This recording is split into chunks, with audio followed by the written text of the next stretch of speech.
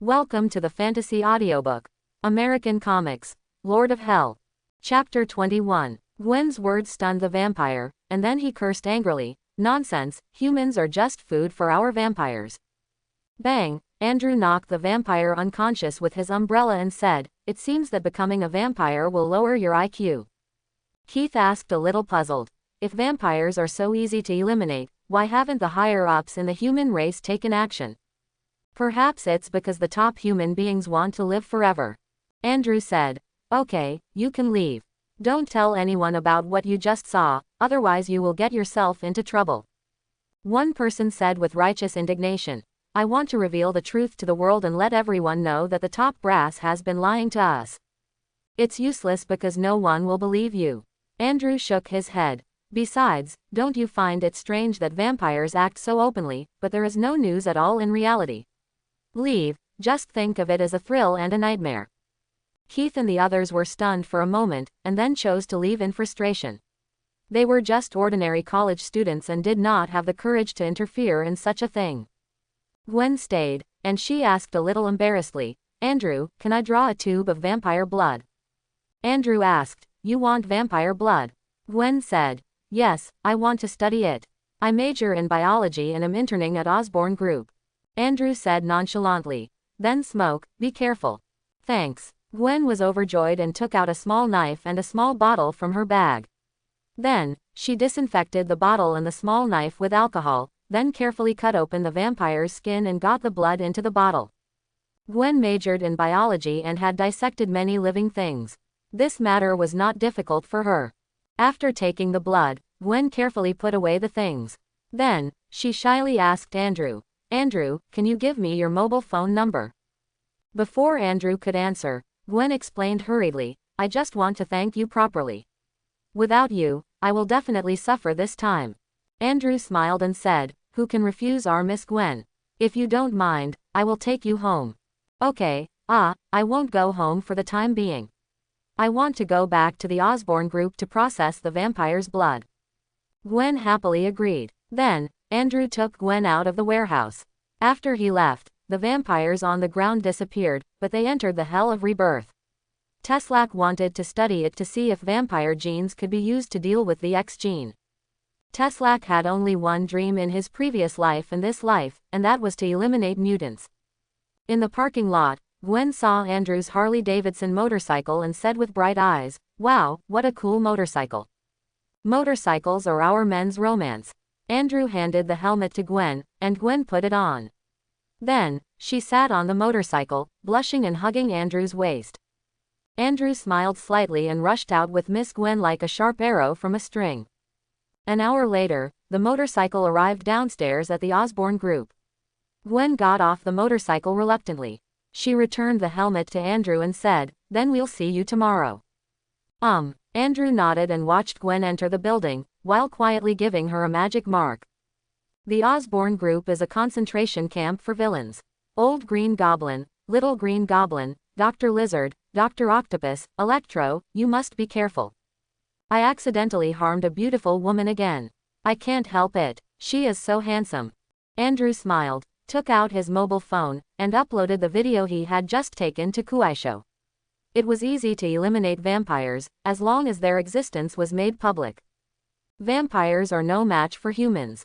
Maybe you can help me earn a lot of souls before the vampires exterminate the clan. Andrew's eyes flashed. He started his motorcycle and returned to the Rebirth building to pick Susan up from get off work. At the same time, Gwen entered the laboratory. She originally just wanted to process the vampire's blood so that it could be preserved for a long time. However, she was too curious and couldn't help but do a few small experiments to analyze the characteristics of vampires. Double red blood cells, polymorphonuclear white blood cells, blood sugar that is 3 times higher than that of ordinary people, and has the ability to regenerate. Vampires do not seem to be born in nature. Gwen thought to herself. At this time, her father called her to urge her to go home. She simply packed up and left the Osborne group. Gwen didn't know that the Osborne group's instruments all had recording functions. These small experiments she did happen to be seen by a one-armed doctor who was working overtime. Hey, the characteristics of this blood. The headquarters of the North American Vampire Council is in New York. On this day, the mixed-blood vampire leader Dicken was called to the headquarters by a group of pure-blood elders to be scolded. Yes, after being scolded, an elder yelled, "Dicken, do you know how much trouble you have caused? You fool." That's right, vampire supremacist Dicken is a mixed-race vampire. He was so angry that while smoking, he asked, "Getting into trouble? Why don't I know what trouble I got into? You let the hybrids attack humans, and humans are very dissatisfied. If this continues, they will tear up the agreement and start a war against us." Speaker Gao Tianu said, "Dicken, immediately restrain the fools like you and tell them not to cause trouble again." Dicken shouted, "War? So what? Humans are just our food, why should we be afraid of them? We should be afraid. You are not a pure blood. You don't know many things. Humans are far more terrifying than you think." Gao Tianu said, "Also, we are not asking for your opinion, we are ordering you, don't forget your own identity, Dicken." The other elders nodded and started a war with humans. Are you kidding me? The Supreme Mage can wipe their blood race off the earth with just one spell. Dicken stood up, spit out the cigarette butt in his mouth, and said with disdain, "A bunch of rotten, dirty cowards, the vampires have no future in your hands." After saying that, Dicken ignored the curses behind him and turned to leave. He was already ready to turn over the table and had no interest in paying attention to these old guys anymore. Quicksilver, inform all vampires in North America that I am going to hold a blood feast in New York, and they are welcome to attend. At the door, Dicken ordered the silver-haired vampire Mercury. It is worth mentioning that Mercury is a pure-blood vampire. Dicken is full of charm. Even pure-blood vampires are willing to be loyal to him. Mercury asked excitedly, "Are we going to start?" "Yes, next, we have to do 3 things. First, overthrow the corrupt vampire council. Second, decipher the ancient text. I want to become the supreme blood god. Third, wage war on humans." Dicken said, "When these 3 things are completed, humans will completely become our food, and we vampires will be the masters of the earth." Mercury said with admiration, "I am looking forward to that day very much." Pictures of vampires sucking blood appear on Facebook. A lot of people are talking about vampires on Twitter. Quick TikTok is full of vampire videos, and one of the videos even explains the history of vampires in detail. Listening to the report from the technical department, Coulson had a big headache. During this period, more and more vampires were causing trouble, which led to many people discovering their existence. Various pictures and videos were uploaded everywhere on the internet. Since the advent of smartphones, information dissemination has become much faster, and even S.H.I.E.L.D. has difficulty controlling everything as it did before. Vampire, shake. Coulson couldn't help but curse. Facebook and Twitter were easy to talk to and would help the technical department delete the post, but Kuaiduo ignored it completely. In order to increase downloads, they even made the vampire video popular. It's not that Coulson didn't warn Kuaiduo. The problem was that Kuaiduo completely ignored his warning. He once sent the technical department to attack Kuaiduo's server. As a result, the braggarts in the technical department were beaten to a pulp and almost lost their connection to the server. All were breached by the opponent. After thinking about it, Coulson called Nick Fury and said, "Director, the vampire thing is spreading rapidly, and I would like to ask Jarvis for help." Jarvis is Tony Stark's intelligent butler, currently the most advanced artificial intelligence, and the most efficient in deleting posts in the world. Nick Fury said, "No need, everything remains as is." Coulson was stunned for a moment, and then asked a little excitedly, "Director, do you want to?" "I don't want to, and you don't want to either."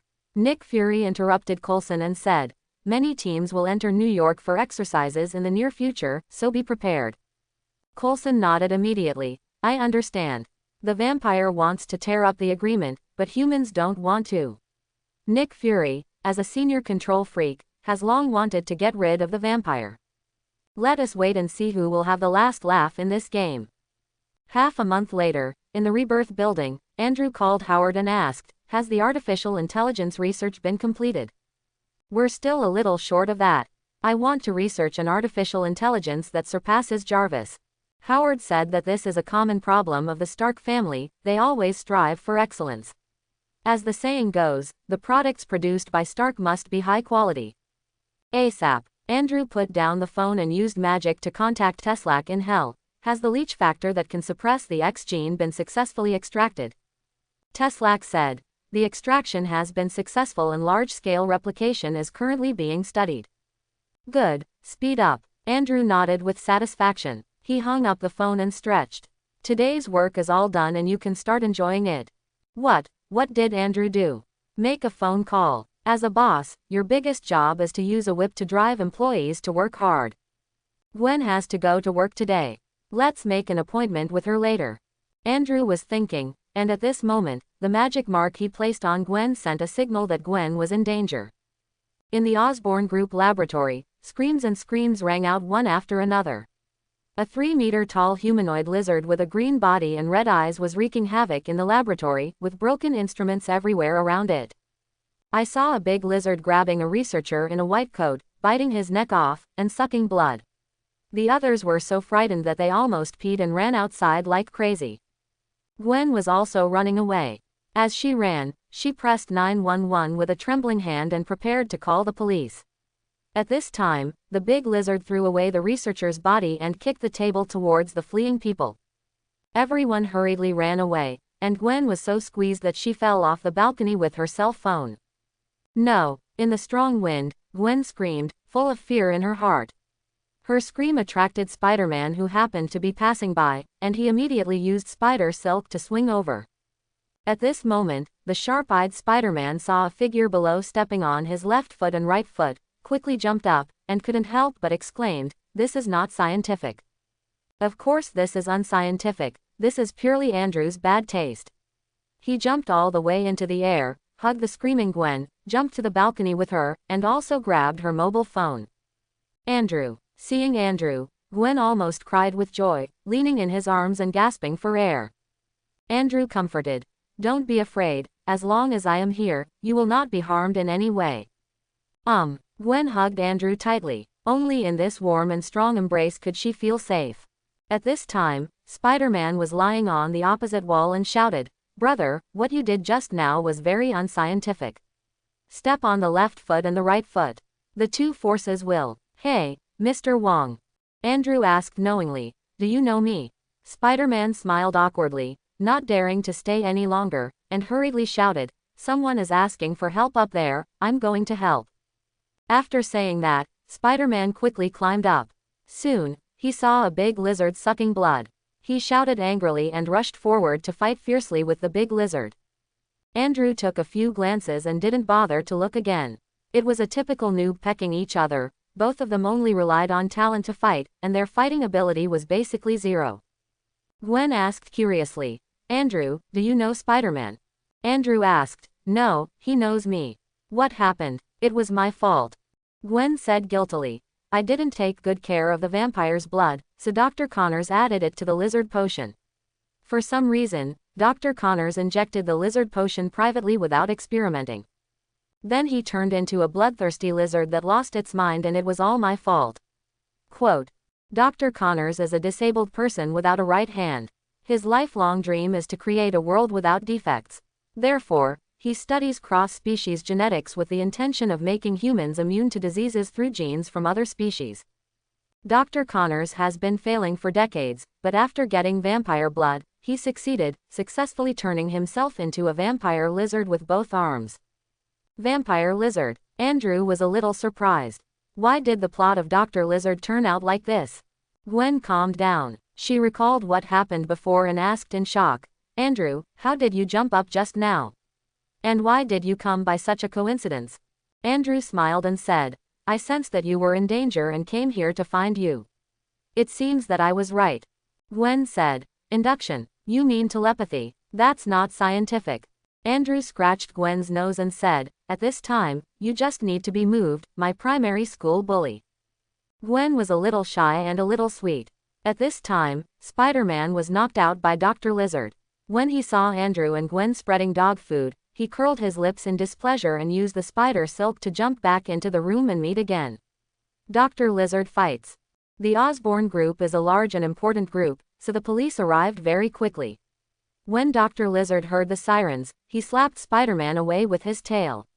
Then, he took a few medicines from the medicine freezer, jumped out of the window and went down quickly. Climb. Isn't he afraid of the sun? Andrew narrowed his eyes slightly. Dr. Lizard was more powerful than in the movie, but he was not a magical creature and his soul was still there. Don't try to escape, big man. Spider-Man immediately chased after him, and the two struggled all the way to the ground. The police were startled and shot at Dr. Lizard. Unfortunately, the police's small pistols were basically useless against Dr. Lizard. Dr. Lizard swung his tail, and all the policemen screamed and flew backwards, falling to the ground and not knowing whether they were alive or dead. Before it was over, Dr. Lizard rushed to a police car and pushed it hard. The police car rolled and hit another police car. Glass fragments flew everywhere, and the policemen were so frightened that they backed away. Dr. Lizard smiled disdainfully and ran away towards the alley next to him. Spider-Man was very dissatisfied with his cruelty and chased after him while shouting. Andrew shook his head and asked Gwen, "Gwen, do you want to take you out of here?" Gwen said depressedly, "Andrew, I want to go back to the laboratory to see." "This is all my fault." Andrew said, "This is not your fault, it is Dr. Connors's own fault. To be honest, I doubt that he bought his doctorate degree and actually injected untested drugs into his body. He is just a novice, and will not make such a mistake. I don't understand why he did it. It's completely against the rules." Gwen shook her head. At this time, she remembered what happened before and asked, "By the way, you haven't told me yet, how did you jump up and hug me? Are you a mutant?" Andrew said, "You discriminate against mutants. Well, I guess you won't. You should take my blood for research." "Nonsense." Gwen angrily hit Andrew on the chest, and Andrew said, "I am not a mutant. I will tell you my origin later. For now, just think of me as a kung fu master." "What a perfunctory answer. Bruce Lee isn't as good at dancing as you." Gwen complained, but she didn't dwell on the matter and trotted towards the laboratory upstairs. The laboratory has been turned into ruins, with several injured people wailing on the ground. At the same time, several corpses with their throats ripped out are lying on the ground, making people shudder. Gwen hurriedly helped treat the wounded, and soon the police came to the laboratory to block everything. Not long after, S.H.I.E.L.D. also came. They wanted to take away everything in the laboratory for investigation. Osborne's senior management disagreed and quarreled with Coulson. In the end, the Osborne group agreed to hand over some information and allowed S.H.I.E.L.D. to take people away for investigation, but they had to be accompanied by group lawyers. In addition, S.H.I.E.L.D. had to help them cover up this time. After the negotiation, Coulson asked the agents to take the surviving researchers away. Gwen shouted dissatisfied, "I'm not going anywhere. I've never heard of S.H.I.E.L.D. You have no right to take us away." "I'm sorry, little girl, we have the right to do this," Coulson said. "I would like to hear, why do you have the power to enforce the law?" Andrew leaned against the door, filming, and mockingly said, "As far as I know, S.H.I.E.L.D. is an agency affiliated with the United Nations. Such an agency has no actual law enforcement power in the United States. No filming allowed." Two agents stepped forward to grab Andrew's cell phone. Coulson was startled and hurriedly stopped him. "Stop, Mr. Wong, why are you here?" Andrew said coldly, "Gwen is my girlfriend, why do you think I am here?" Gwen was filled with joy when she heard this. The relationship between the two had grown by leaps and bounds during this period, but it was not until this moment that their relationship was truly established. "Girlfriend?" Coulson was stunned. "Isn't Andrew Wang's girlfriend Susan? This Ghost Rider is really good at playing, but it's not big news that a rich man has several women." "Mr. Wong, I am S.H.I.E.L.D. agent Phil Coulson. We have no ill intentions towards Miss Gwen, we just want to find out the truth," Coulson said in a humble manner, not at all overbearing as before. "Just ask the Osborne group." Andrew said, "Gwen, there's no need to hide anything. S.H.I.E.L.D. knows very well about vampires. In fact, they are the ones who have been blocking the news." Gwen glanced at Coulson with disgust when he heard this. Coulson was a little embarrassed. He thought of something and asked, "Is this related to vampires?" "Listen to Gwen," Andrew said, and then Gwen explained the matter in detail. Coulson looked a little ugly. The fusion of vampire blood and lizard potion would cause trouble. The vampire lizard must be caught as soon as possible. "Miss Gwen, Thank you for the information you provided. If there is anything else, we will contact you again. Coulson nodded and left the Osborne group with other researchers. After they left, Gwen asked Andrew, "Who are you? Why are you so polite to even the overbearing Shield?" Quote. Andrew grabbed Gwen's hand, kissed it, and said, "It doesn't matter who I am, the important thing is that I am your boyfriend. I kind of regret it now." Gwen snorted. She looked at the ruined laboratory and sighed. "I hope the police can catch Dr. Connors as soon as possible. Dr. Connors is not a bad person. The reason why he became so cruel is entirely because of potion. Perhaps you can research an antidote." Andrew said that Dr. Lizard is not a vampire and there is still a possibility of salvation. Gwen's eyes lit up. "Yes, I can research the antidote." "Well, I don't have detailed information on the lizard potion. I can't research it even if I want to. The group is in chaos right now. You can use this to steal information about the lizard potion. I guarantee they won't find out." Andrew handed a spy USB flash drive to Gwen and whispered. Gwen was surprised. "How can you have such a thing?" Andrew spread his hands and said, "Isn't it common sense that journalists have spy programs hidden in them?" "Yes, common sense, the same common sense as wearing a helmet when fishing." Gwen rolled her eyes. She hesitated, took the USB flash drive, and headed to Dr. Lizard's office when no one was around. Although Spider-Man, the police, and S.H.I.E.L.D. were all chasing Dr. Lizard, he managed to escape into the sewers and gradually returned to his human form. Even after turning back into a human, Dr. Connors's heart still remained in the state of Dr. Lizard. He recalled everything before with an intoxicated look on his face. It felt so good to become a lizard man. I cannot enjoy such a good thing to myself. I want all New Yorkers to become lizards. By then, New York will become a city without any shortcomings. Dr. Lizard shouted enthusiastically, and then he built a new laboratory in the sewers. He would continue to study the lizard potion and make it more perfect. At the same time, Dr. Lizard is also preparing to develop some of his kind, so that he can defeat that Spider-Man and fulfill his dream. Although both the Osborne group and S.H.I.E.L.D. wanted to cover up the Lizard Man, the Daily Bugle made all their efforts go to waste. Dr. Lizard was exposed by them. The Daily Bugle not only provided a photo of Dr. Lizard, but also wrote about Dr. Lizard's origins clearly, except for the vampire thing. In the Osborne mansion, Norman Osborne, who looked sinister, cursed loudly, "Daily Bugle, how come they know so clearly? I'm going to sue them and let the legal department prepare a lawsuit." Norman was really angry because the Osborne group was in very bad shape during this time. The Osborne group is a huge group that has made great achievements in pharmaceuticals, arms, and energy. The problem is that these projects have all had problems recently. In terms of arms, the appearance of the steel suit immediately stole all the limelight. In terms of energy, Stark Group was preparing to fully enter clean energy. As soon as this news came out, the share price of Osborne Group plummeted. Now that Dr. Lizard has happened again, you can imagine how Osborne Group's stock will plummet.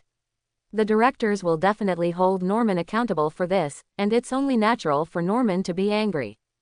"What a bad time," Norman's confidant, Indian Nels, said. "It seems to be related to Andrew Wong of the Rebirth Group. He appeared in the Osborne Group yesterday, and one of our intern researchers is his girlfriend." Andrew Wong, shake that one. Norman thought for a moment and said, "Invite him out for me. I want to talk to him. Maybe he will be willing to invest in Osborne Group. If he joins, the pressure on the board of directors will be much less." Nels was a little surprised. He nodded and said, "Okay, I'll contact him." Norman said, "The group's performance has been very poor recently.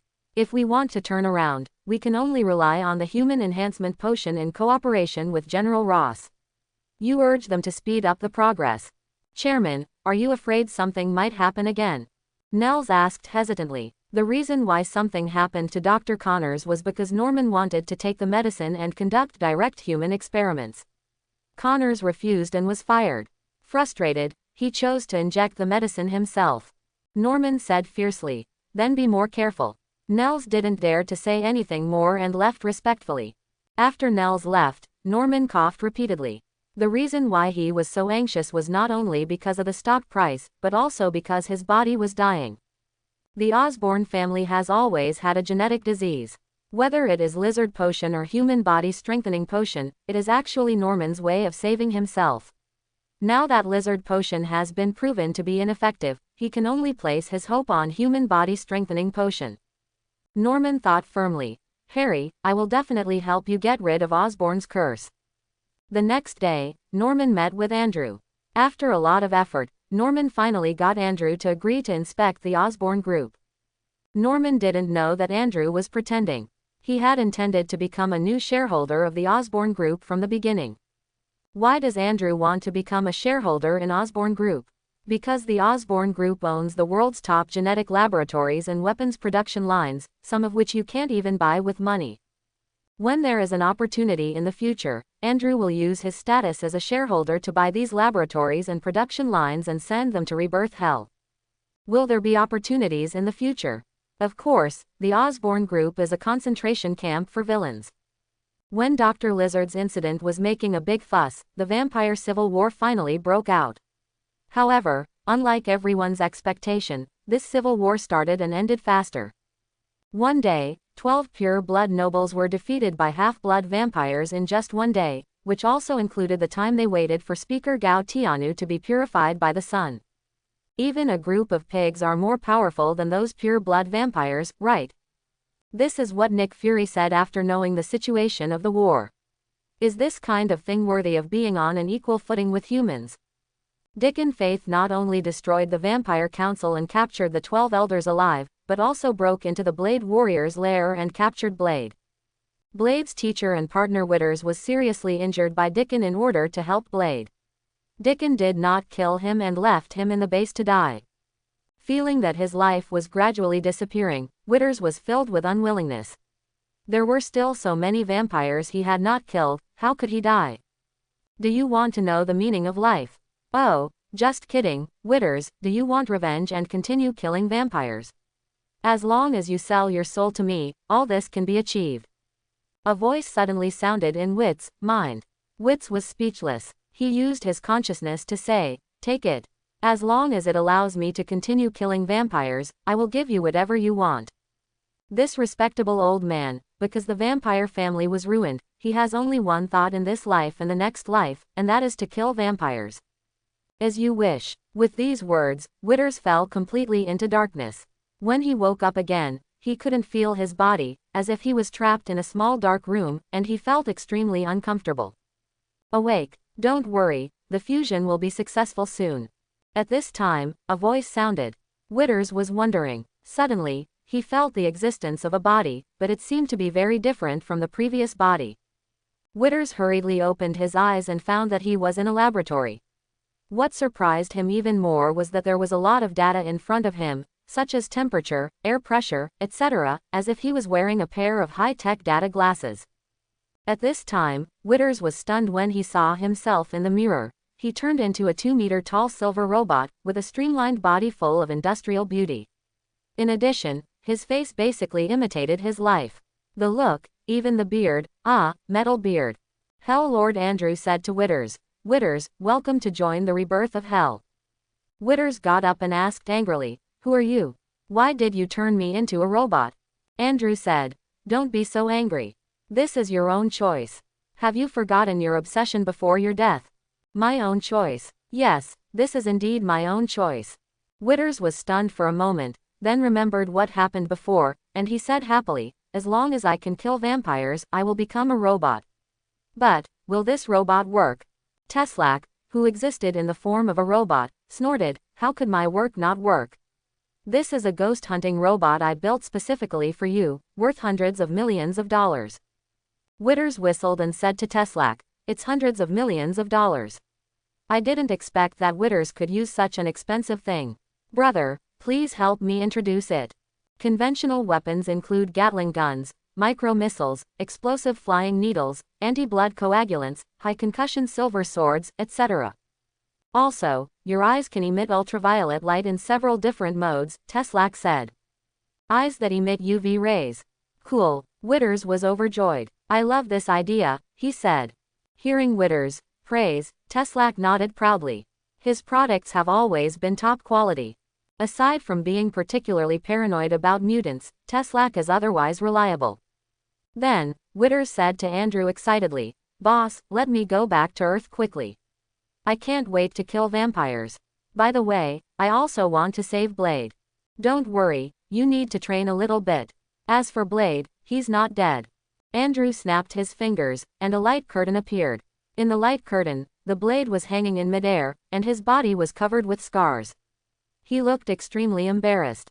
"Those fools." Withers cursed loudly, and Andrew shook his head and said towards the light curtain, "Blade, if you are willing to give me your soul after death, I will save you and send a very powerful helper to help you." Andrew's voice rang in Blade's mind. He was stunned for a moment, and then replied decisively, "No problem, as long as I can kill vampires, I am willing to give everything." Blade is a half-vampire with a soul in his body. The contract is completed, just wait, you won't regret this transaction. Andrew nodded with satisfaction, and Withers smiled and said, "Boss, you are at a loss this time. Blade is a half-vampire and can live for hundreds of years." "Hey, wait, the helper you just mentioned is not me, right? You think he made a profit, but you don't know that the devil never loses." Andrew said, "What I care about is not your souls. I only care about one thing, extermination of vampires. Withers, this is the joint mission of you and Blade in the future. You will become my envoys and kill vampires for me." Withers' metal face was full of smiles and he said, "It's a pleasure." "Very good, let's go train and master the mechanical body as soon as possible." Andrew nodded and headed to Howard's research base. He asked, "Is the artificial intelligence ready yet?"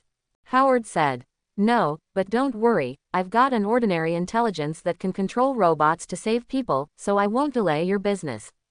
Andrew said, "That's okay. Just remember to add a firewall to prevent it from being breached. Your son is not a peaceful person." Howard smiled and said, "Don't worry, in the Stark family, only I can beat my son, and my son can't beat me." At night, in a gathering place for vampires in New York, the vampire leader Dicken Faith shouted down, "We are a noble vampire race, humans are just our food, and only the decadent vampire council will make peace with humans. Now that the parliament has been overthrown by us, nothing can stop us anymore. I declare that the carnival has officially begun. From now on, there are no restrictions or restrictions. You can do whatever you want.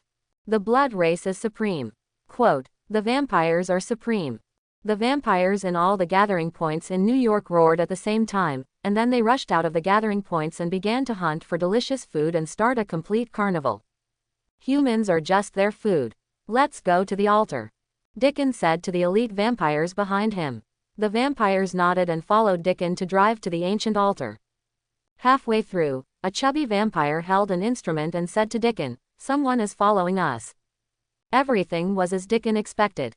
Dicken said with a look of disdain, "He and other vampires have the same mission, to help the real Dicken distract humans' attention and energy. When Dicken becomes the blood god, he will lead the vampire clan to completely defeat mankind and establish the vampire clan kingdom." At the same time, in the sewers of Manhattan, New York, Dr. Lizard in human form pointed to the potion in the corner and said to dozens of his kindred before him, "Take these potions and go to the streets to turn other people into our kindred." These dozens of kin are the rat tribe, living in the sewers. They are so poor that they can only live in the sewers. They are worse than homeless people. Dr. Lizard discovered them and used medicine to turn them into kin. "Yes, Chief." The lizard men nodded one after another and left excitedly with the potion. They wanted to establish a kingdom of lizard men, a kingdom where everyone was equal and had no shortcomings. Long live the lizard men. After all the lizard men left, Dr. Lizard left the sewer with a backpack on his back. He wanted to go back to the Osborne group, where there was a device that could create a medicinal mist that enveloped the whole city. By then, New York City would become Lizard City. In Hell's Kitchen, Jameson, the editor-in-chief of the Daily Bugle, roared into the phone, "Peter Parker, are you here? Come here quickly, I have received intelligence, there will be big news tonight. Come right now, come right now." Spider-Man shouted while wandering between buildings. He was very depressed. He was paid as a temporary worker but had to work overtime like a regular worker. Jameson was really a vampire. "Come here quickly, or I'll fire you." Jameson put down his cell phone in dissatisfaction. At this time, the cameraman on the side pointed to the alley ahead and shouted, Chief Editor, something happened. Jameson turned his head hurriedly and saw a man pushing a woman against the wall in an alley, and then put his head on the woman's neck, as if he was molesting her. It's just indecent assault, it's not big news. Jameson lost interest. At this moment, the man suddenly raised his head. Under the light, his mouth was full of blood, and his two fangs were clearly visible. Vampire, quickly turn on the live broadcast. Jameson was not surprised but overjoyed and shouted immediately. Then, he said to the camera, "This is Clarion TV." During this time, there are a lot of debates about vampires on the internet.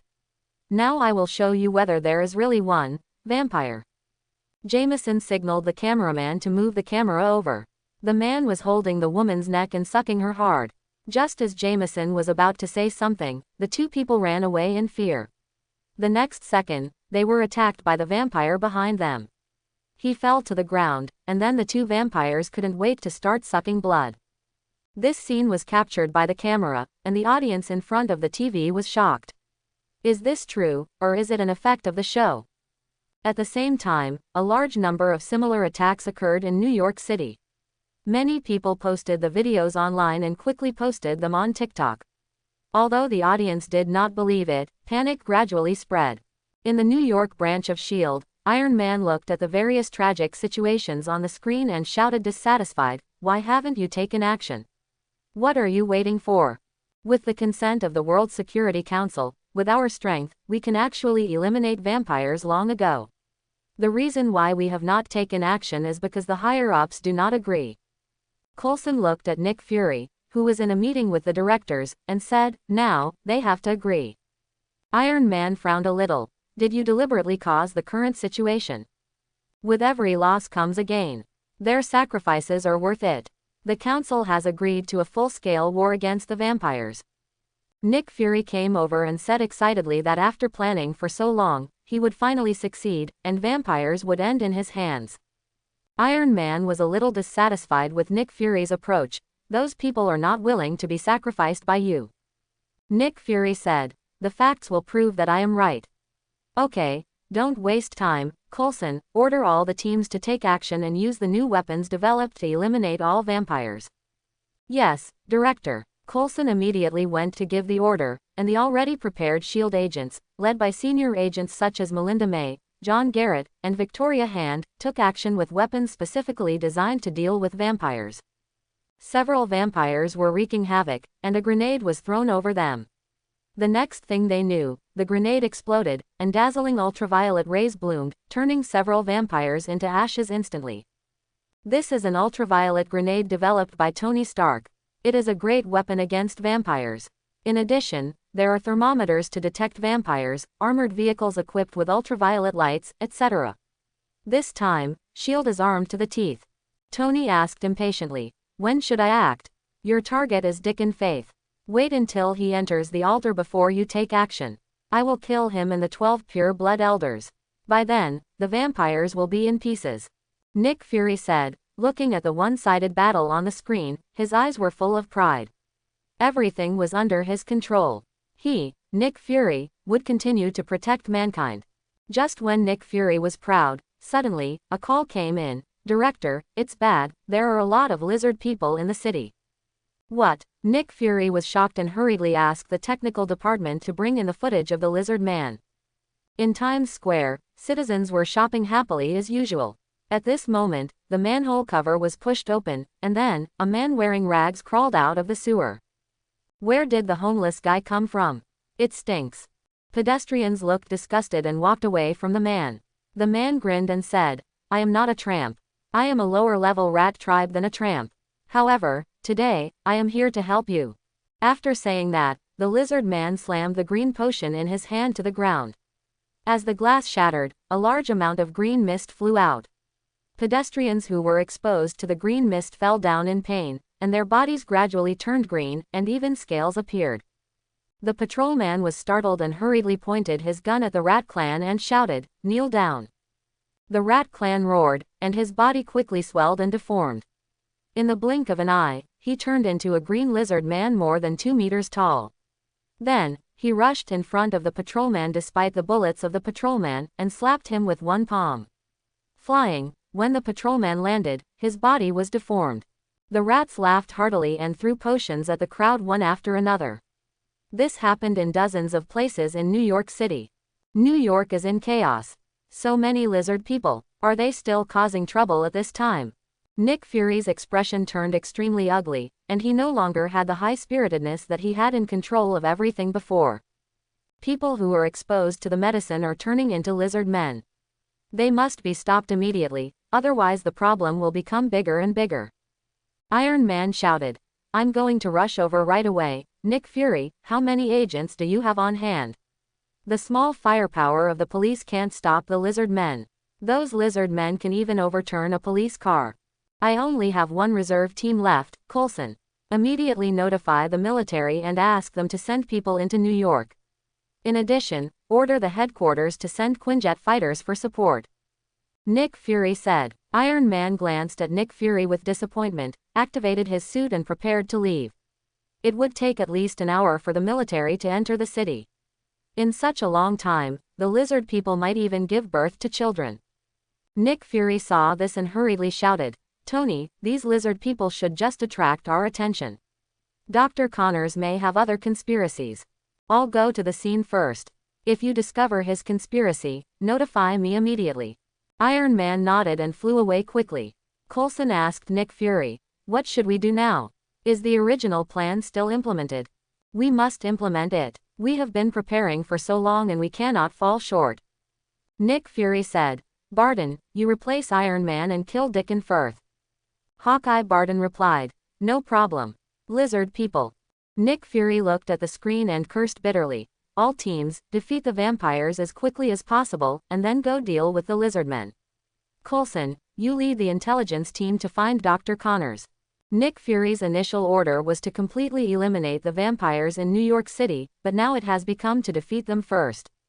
Yes, each team responded one after another, but this time Dicken called many vampires to come to New York.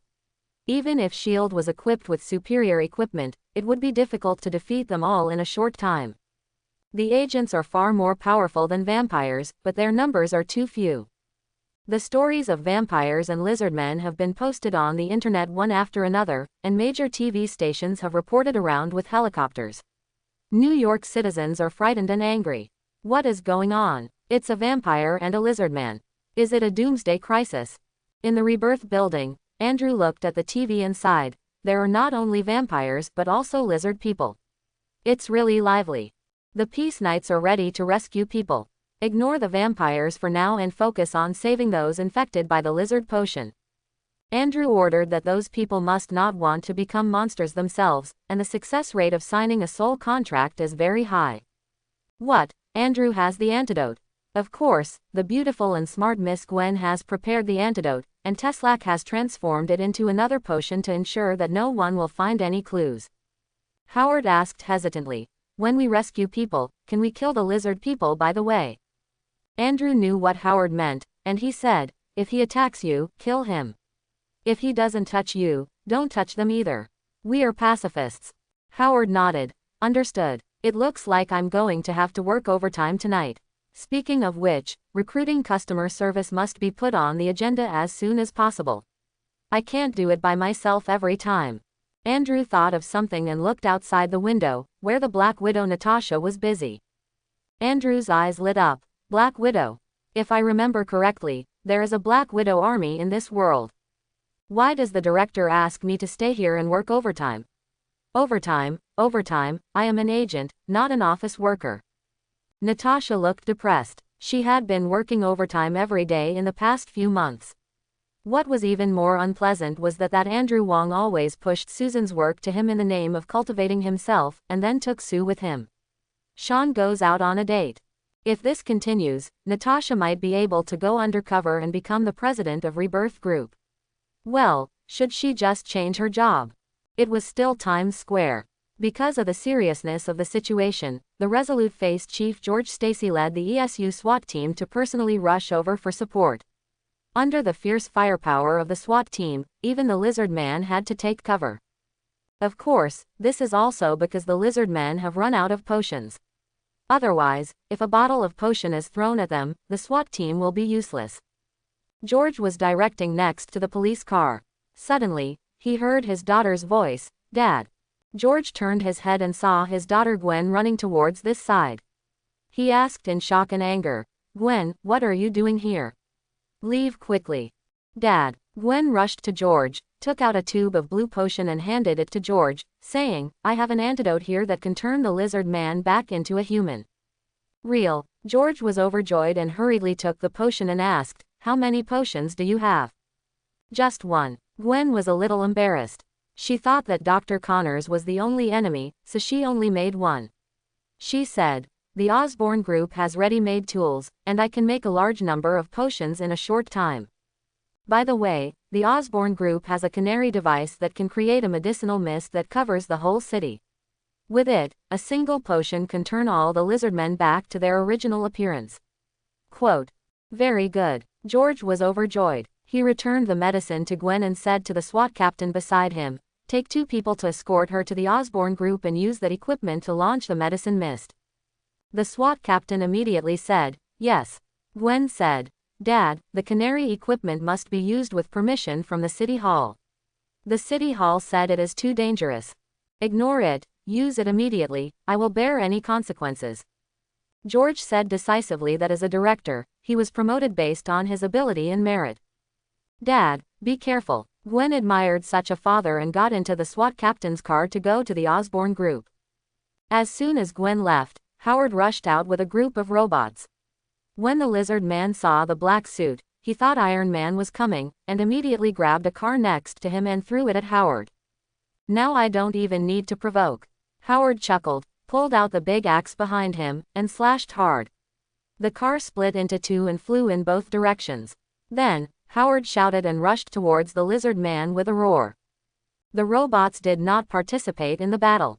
They picked up the injured and poisoned people who had signed the contract and moved them outside. A man with scales on his body asked dissatisfiedly, "Why don't you save me?" The United States is a capital society. In this society, if you want to get anything, you must pay a price. This is common sense. A robot replied indifferently. Then, they rescued dozens of contractors to a safe place, injected them with antidote, and the contractors quickly turned back to normal people. The contractors were overjoyed and even cried with joy. Although they didn't know what was going on, they were fine. Reborn Hell's service never disappoints. Similar situations occurred in other places where lizardmen were raging, and the number of souls possessed by the rebirth hell increased rapidly. At the same time, in the Shield branch, Coulson shouted, "Director, we found Dr. Connors. He is fighting Spider-Man near the Osborne group." "Spider-Man, turn the screen around." Nick Fury was a little stunned and shouted hurriedly. Soon, a scene of Spider-Man fighting Dr. Lizard appeared on the screen. Different from the last time, this time Spider-Man was obviously at a disadvantage and was beaten by Dr. Lizard flying around. "Is Dr. Connors getting older?" Nick Fury asked suspiciously. Last time, Dr. Connors was only more than 3 meters tall, but this time, the height was obviously more than 4 meters. "It seems that his strength has become stronger." Coulson nodded solemnly. During this period, in addition to developing his own race, Dr. Lizard also sucked a lot of blood from the rat race, which greatly increased his strength. However, this is not without cost. Dr. Lizard's body is gradually transforming into a vampire. It won't be long before he completely loses his soul and becomes a magical creature. Nick Fury thought for a while and said, "Dr. Connors' destination should be the Osborne group. The question is, why is he going to the Osborne group? Check it quickly." Coulson quickly flipped through the information. After a moment, his expression changed and he said, "It's the canary device. Dr. Connors' purpose is the canary device." After reading the information about the canary device, Nick Fury also changed his expression and hurriedly relayed the news to Iron Man. "We must stop Dr. Connors, otherwise the consequences will be disastrous." "I'll be there right away." Iron Man blasted the lizard man in front of him with a pulse cannon, and sprayed flames from his feet and flew quickly towards the Osborne group. The lizard man got up and was about to chase after him, when a group of robots appeared in front of him. The ancestor of the blood race is named Dracula. He is the first vampire and has the concept of absolute immortality. He came to North America hundreds of years ago and left behind a huge altar. This altar is located in the suburbs of New York. At this moment, everyone thinks that Dicken Faith, who is on his way, is already in the altar. At the same time, the 12 pure blood elders and Blade have also been moved here.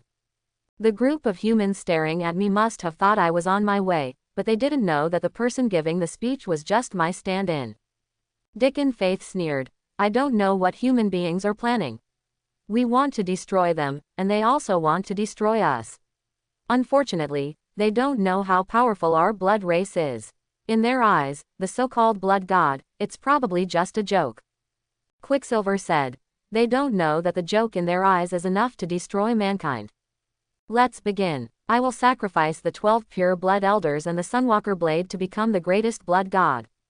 Dicken Faith stood in the middle of the altar and shouted loudly. Mercury nodded enthusiastically and tied the 12 pure blood elders to the 12 pillars nearby. The pure blood elder cursed. You will kill us, Dicken Faith, you will kill the entire vampire race. No, I will make the vampires the masters of the earth. Dicken Faith raised his hands in the air, extremely excited. At the same time, above the altar, the Sunwalker Blade was pushed into the coffin by his mother Dicken's woman. A large amount of blood gushes out of the coffin and penetrates along the formation lines. The altar below. The ceremony officially begins. Outside the altar, the robot Witters carrying a box and a silver sword strode towards the altar. When the vampire guarding the door saw him, he asked in shock, "What the hell is this?" "This is a revenge machine from hell." Witters grinned, raised his left hand, and a silver ball shot out from his palm. The next second, the silver ball exploded, and countless flying needles shot out quickly, piercing the bodies of dozens of vampires. The vampires turned to ashes and disappeared with expressions of disbelief. High technology, I like this body so much. Witters laughed loudly, kicked open the altar door and walked in. When the vampires heard the movement at the door, they immediately rushed over to stop them. Gunshots rang out one after another, but unfortunately, it was completely useless. Witters rushed forward with the bullet in his hand, and with a powerful swing of his silver sword, the 5 vampires were cut in half and turned into ashes. Dissipate. Blade, here I come. Witters fought his way in like a god of war, and no vampire could stop him. Soon, he reached the top of the altar, and Blade's mother stepped back in horror, shouting at the same time, "Don't kill me, I am Blade's mother." Quote. Witters was a little surprised when he heard this, and then split the woman in half with a sword. It was not that he didn't believe it, he was just solving the problem for Blade. After Blade got free, he also wanted to kill her. Only in this way could she be freed. Then, Witters activated the high-frequency vibration and split the coffin with a sword. The blade fell out extremely weakly. He looked up at Witters with a look of astonishment on his face. "Robot. Hey, why does it look so like Witters? That old guy." "Because I'm that old guy from Witters." Witters smiled and cursed, took out the serum from the pocket on his waist and handed it to Blade, saying, "Recover quickly, and then we will kill that Dicken together." "Are you Witters?" While injecting the serum, Blade asked, "Why did you become a robot?" "Tisk, this machine is not cheap at first glance." Blade cares about money very much, because fighting vampires is very expensive. Silver bullets and high-concentration garlic essence all cost money. In fact, he often picks up luxury goods from vampires and sells them for money. "You actually care about money at this time," Witters complained. He put down the box and said, "Like you, I sold my soul to the boss." Dao Feng was stunned for a moment, then said, "So you sold it too, so that's good, we can continue killing vampires together." Witters laughed and said, "Of course, boss has only one request for us, to exterminate vampires." "I like that request." Blade grinned, threw away the serum bottle, stood up from the ground, and asked murderously, "Do you have any weapons?" "Of course." Witters opened the box, which contained a variety of weapons, including shotguns, ultraviolet grenades, anticoagulants, and more. Among them, anticoagulant is a drug that has long been available. Teslac discovered that it can make vampires explode, so he equipped Witters and others with it. Witters said, "These are the weapons provided to us by boss. Everything is of high quality. By the way, there are sunglasses here. Boss gave them to you specially. He said that sunglasses are your true identity." Original body. Blade was speechless. He first equipped the weapon on his body, then took the sunglasses and put them on. His whole body was instantly complete. The Blade with sunglasses is the real Blade. The cool black guy wasted no time and rushed out with a shotgun in his hand, shouting at the same time, "Dicken Faith, come out and die." Dicken did not respond, because the ritual had been completed and he was rapidly transforming in the blood. We must stop the Blade and never let him affect Dicken. Mercury led a group of elite vampires to guard the door. When they saw Blade and Withers appearing, they immediately fired fiercely at them. Some vampires even aimed at Withers with a rocket launcher. Withers stood in front of the Blade, his eyes lit up with dazzling ultraviolet light, like two small purple suns. A large number of vampires were instantly reduced to ashes, and the rest hurriedly fled behind the wall. "You think hiding will be useful? Blade, throw grenades." Withers smiled ferociously, and he and Blade smashed the ultraviolet grenades inside. Boom, boom, boom, the ultraviolet grenades exploded one after another, and the inside was filled with purple light. The vampires couldn't even scream, and they were wiped out one after another. Withers put away the ultraviolet light and rushed into the altar with Blade, and found that the vampires were almost dead. Only a few pure-blood vampires such as Mercury were still alive, but their condition was very bad, as if they had been drenched in sulfuric acid. Withers rushed over to kill Mercury and the others, while Blade turned to look at Dicken on the stage. He was about to attack, but Dicken suddenly opened his blood-red eyes and grinned. "Sorry, you're late. I am already a blood god." After saying that, Dicken suddenly appeared in front of the Blade and punched him more than 10 meters away. Upon seeing this, Withers immediately turned around and activated the Gatling machine gun, firing silver-plated bullets at Dicken densely. Dicken was not afraid at all. He moved his body at high speed and avoided all the bullets. Immediately afterwards, Dicken approached Withers with an evil smile and punched him hard. Bang! Even Withers was thrown away, and an obvious punch mark appeared on the armor on his chest. Withers cursed, and several micro-missiles popped up from his back and shot at Dicken.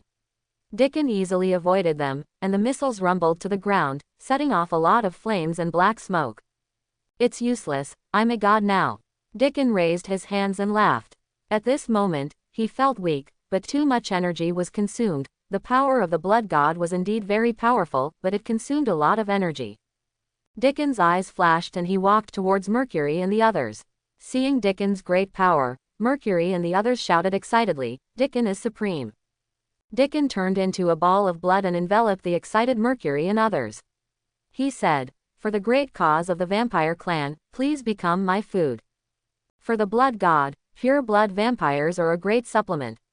Mercury and the others were shocked to the extreme, but they were completely unable to resist and were quickly devoured by Dicken. "Chop suey is chop suey." Withers cursed loudly and shot all the anticoagulant medicine on his body into the blood. Dicken didn't care at all. He was the blood god, had no weaknesses and was immortal. Unfortunately, Dicken didn't know that anticoagulant was the nemesis of vampires. With the injection of anticoagulant, Dicken's body gradually swelled and could explode at any time. No, Dicken was so frightened and angry that he gritted his teeth and sent a small amount of blood into the body of Mercury, which had not been completely swallowed. At this moment, a Quinjet fighter flew from the sky. Immediately afterwards, a special missile was launched from the fighter plane. It was divided into hundreds of micro-missiles in the air and landed at various locations on the altar. The next second, micro-missiles exploded at the same time, and the altar was filled with purple light. This was the ultraviolet missile developed by Tony Stark. The ultraviolet missile also sparked a raging fire, and the altar, which was in disrepair, quickly collapsed in the flames. Depend on. Withers hurriedly rushed to the Blade and used his body to protect the opponent. At the same time, Dicken was hit by a falling rock, which exploded in advance and blood spread everywhere. On the Quinjet, Patton Way reported, "The missile has been launched and is preparing to land." "Okay, Barton, kill all the vampires, leave no one behind." Nick Fury said coldly. He finally found out that he had been tricked by Dicken. If someone hadn't reported a huge noise here, he still wouldn't have known that Dicken in the car was fake. Good. Patton nodded and controlled the fighter plane to land. Then, an elite team of 10 people got off the fighter plane and cautiously approached the altar with their firearms raised. At this moment, a blood shadow flew out from the altar. The elite team immediately opened fire, and someone also used ultraviolet lights. Unfortunately, it was completely useless. The blood shadow sank into the body of an agent, and the agent shriveled up at a speed visible to the naked eye. Immediately afterwards, the blood shadow flew out of the agent's body and entered the body of another agent. That agent immediately followed in the footsteps of the previous agent. The agents were frightened and backed away. Barton hurriedly shouted, "Separate!" The agents acted as ordered, but to no avail. The blood shadow was so fast that half of the agents were sucked dry in less than a minute.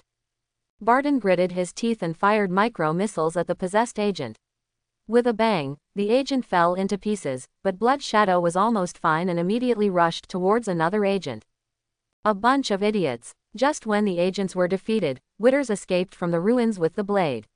When he saw the situation outside, he let go of the blade and rushed towards the Blood Shadow while yelling. Blood Shadow's strength was greatly reduced, and he was a little afraid of Withers, so he turned and flew towards the city. He felt that there was an extremely powerful companion in the city.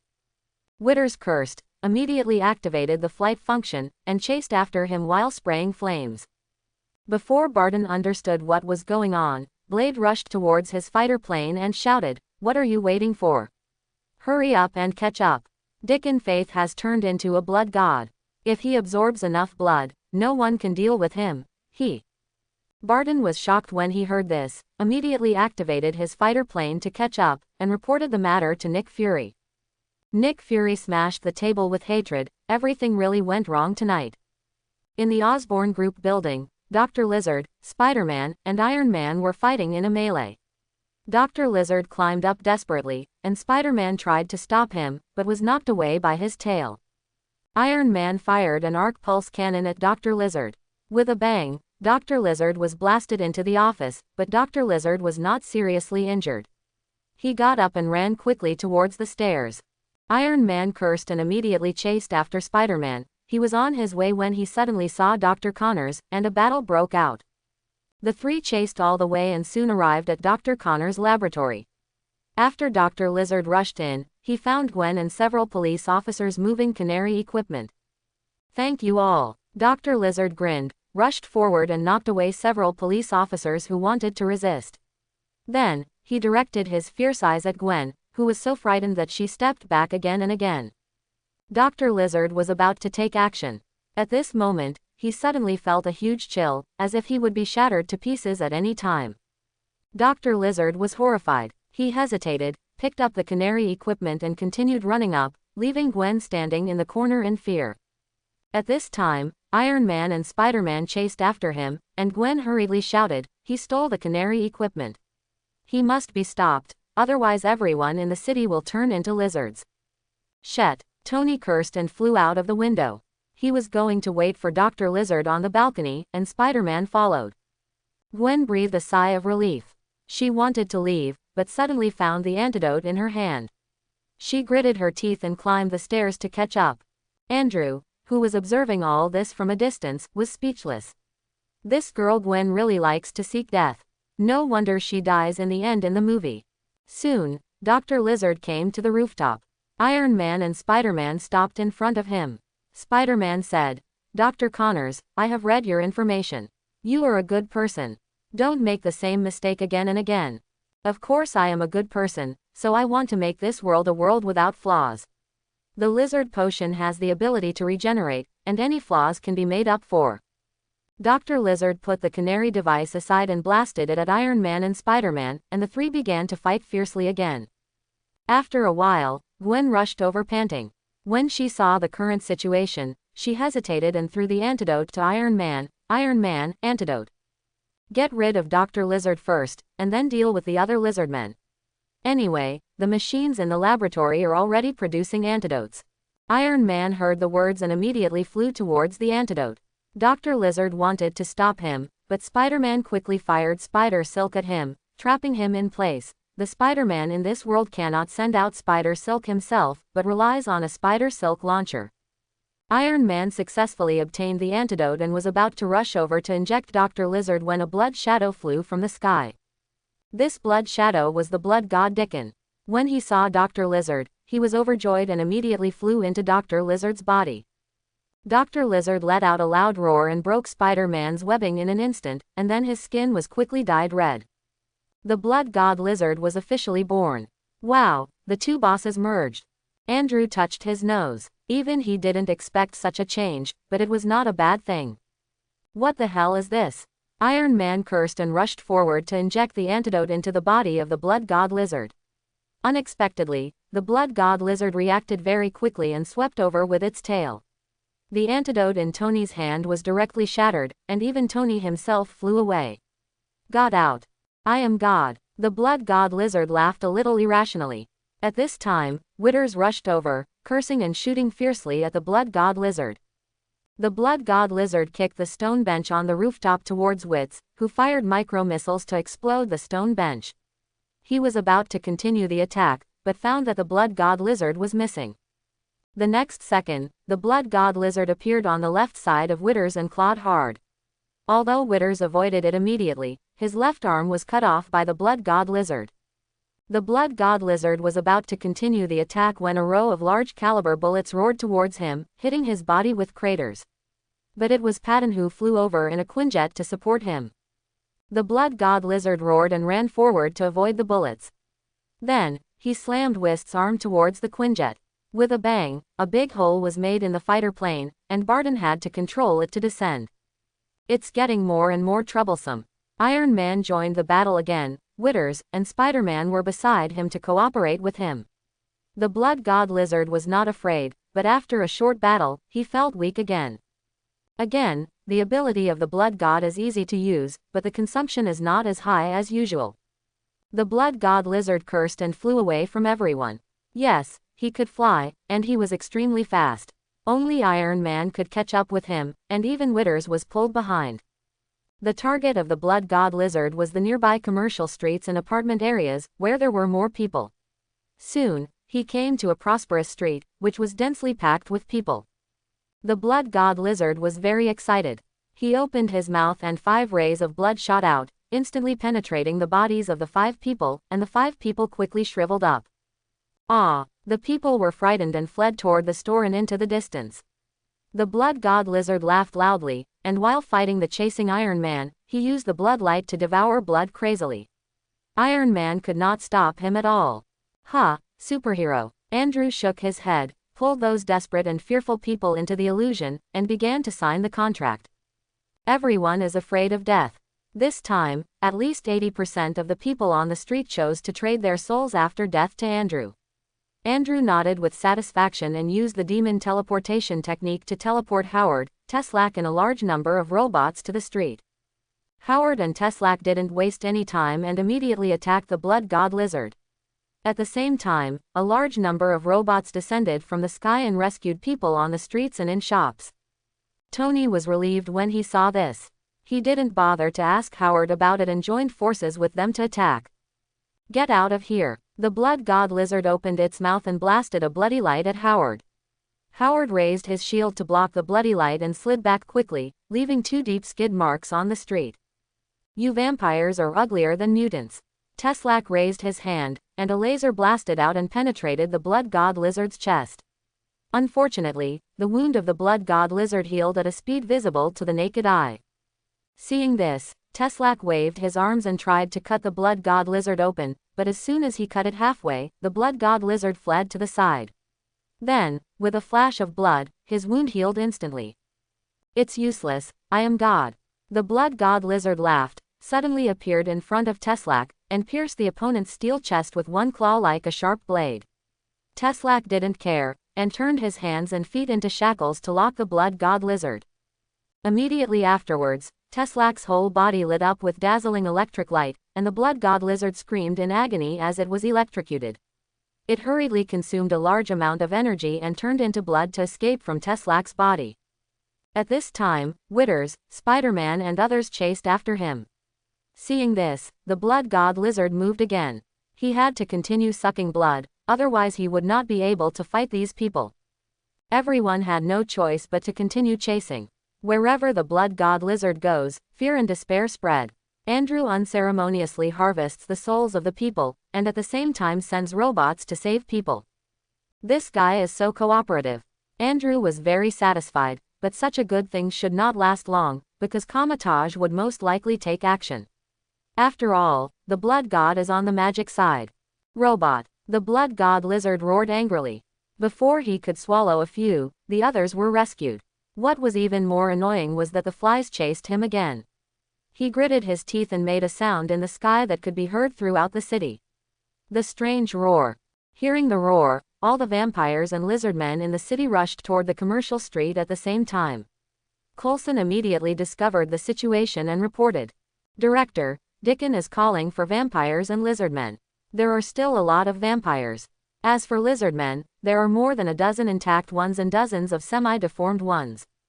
We must deal with Dicken before the vampires and lizard men arrive. Let the police evacuate the surrounding people, and also post evacuation information on TV stations, Twitter, and TikTok. Nick Fury shouted, inform Natasha and ask her to go to Ghost Rider for help. By the way, ask her to open the communication. I want to hear the conversation between her and Ghost Rider. Looking for Ghost Rider. Coulson was stunned, and Nick Fury said, just do it. Rebirth Group. Natasha received the order and finally understood why Director Fury asked her to stay here. She didn't waste any time and immediately walked into the chairman's office. Susan, who was watching the news with Andrew, turned to look at Natasha and asked in surprise, Natalie, is something wrong? Natasha said straight to the point. Hello, Mr. Wong, I am SHIELD agent Natasha Romanoff. The situation is urgent now. We hope you can save Manhattan. Are you an agent? Susan was dumbfounded and a little angry. Andrew clapped her hand and said, I'm not interested. Also, you were fired without compensation. Natasha said, Mr. Wong, Manhattan is in urgent need of your help now, otherwise many people will die. As an angel, you cannot just watch innocent people being killed. Moral kidnapping. Andrew smiled and said, okay, I remember your director is Nick Fury. You ask him to jump down from the building immediately. As long as he dies, I will rescue people immediately. Natasha was stunned, and Andrew sneered, if you don't want to, do you have any conscience? You are not willing to trade the lives of so many people for one person's life. Isn't it just moral kidnapping? Who wouldn't say the same thing? Natasha was speechless. She looked at Susan, who had a sense of justice, and said, Susan, the situation is very bad now. Many people are dead. Only the Ghost Rider can save New York. Susan hesitated and said, Natalie, Andrew can't take action at will, otherwise, he will lose control, and then the whole city will be ignited by him. There is no doubt that this is Andrew's excuse, but it is very consistent with the setting of Ghost Rider. We can discuss the terms. Natasha was dubious. What else did she want to say? Andrew waved. Leave, I won't help you. Both you and the previous director are full of sins. To be honest, if I transform, I will be the first to do it. You are the ones who will be burned to death. Natasha's face changed slightly, and she said, I was once full of sins, but now I am working hard to atone for my sins. SHIELD has been protecting the world. To put it nicely, some sins cannot be expiated. Andrew sneered. I don't think a woman who once deliberately murdered a little girl and made her life worse than death would truly repent. You murder little girls. Susan exclaimed that in America, children's problems are high-voltage wires. Natasha's face turned pale after being poked at the scar in her heart. She still had a certain conscience after all. At this time, she thought of something and asked in shock, wait a minute, you said that little girl is not dead, but that life is worse than death. Andrew asked. No, you look a little disappointed.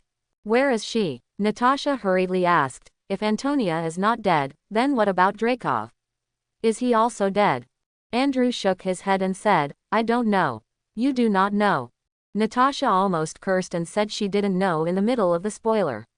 Are you kidding me? I can only see sin.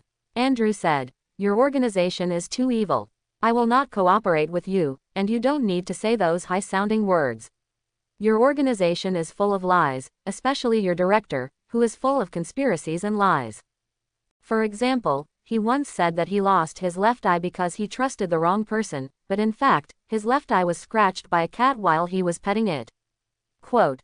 Natasha was dumbfounded, and everyone in the SHIELD branch was equally dumbfounded. Everyone stared at Nick Fury in stunned silence, and they could hear a pin drop. Even with Nick Fury's thick skin, he was a little embarrassed at this time. Fortunately, he was a black man and others couldn't see his face. He said expressionlessly, "Don't you have to work?" Chapter 31. Coulson looked at Nick Fury with great resentment. He used his left eye as an example every day to say that he could not trust people casually. But in the end, your left eye was actually scratched blind while playing with a cat. Could you go any further? Nick Fury ignored Coulson's resentful gaze, and he felt a little worried in his heart. It seemed that the top executives of S.H.I.E.L.D. had been deceived by him. Was this wave of social death? In the office, Natasha felt helpless. She said, "The one whose eyes were scratched by the cat failed. The Ghost Rider is unwilling to take action. Stay where you are." Nick Fury said with a cold face. He had a headache. Should he go to the X-Men for help? At the same time, something changed on the side of the Blood God Lizard, but a group of vampires who were very close came over. While they shot at the superheroes, they shouted fanatically to the Blood God Lizard, "The Blood God is supreme. Welcome." The Blood God Lizard was overjoyed. At this moment, Witz's eyes burst into purple light, and several vampires were directly turned into ashes by the ultraviolet rays. "Cool," Iron Man shouted. "Do you want to add some special effects to the eyes, the red ones with lightning?" The Blood God Lizard looked a little ugly. After a while, another group of vampires arrived. Just as Withers was about to take action, the Blood God Lizard opened its mouth and sucked hard, and the blood from the vampires flew out at the same time and fell into the Blood God Lizard's mouth. Everyone couldn't help but be stunned. Iron Man shouted in disbelief, "You actually swallowed up your entire clan. I am the Blood God, the god of all vampires. Isn't it natural for them to dedicate themselves to me?" The Blood God Lizard laughed. With his high-speed movement, he would not be at a disadvantage even if he was surrounded by a group of superheroes. In fact, if the superheroes did not support each other and one-on-one, no one would be the opponent of the Blood God Lizard. "Tell those vampires that they will only be turned into food when they come here." Seeing the Blood God Lizards, tonic, one after another, Nick Fury shouted loudly that his idea was very good, but unfortunately, it was of no use because the vampires did not believe them at all. On one side is the enemy who killed them, and on the other side is the hybrid vampire leader. As long as there is nothing wrong with the vampire's head, he knows who to trust. Nick Fury could only ask the agents to try their best to intercept the vampires and prevent them from getting close. Unfortunately, it was still useless, because in addition to vampires, there were also lizardmen who were summoned. Although there are not many lizardmen, their strength is far superior to that of vampires. More importantly, they have no weaknesses and are not as fragile as vampires. The Blood God Lizard asked the lizardmen to entangle the superheroes, while he flew towards another street. Howard and Iron Man saw this and hurriedly chased after them, while the others were blocked by the lizardmen.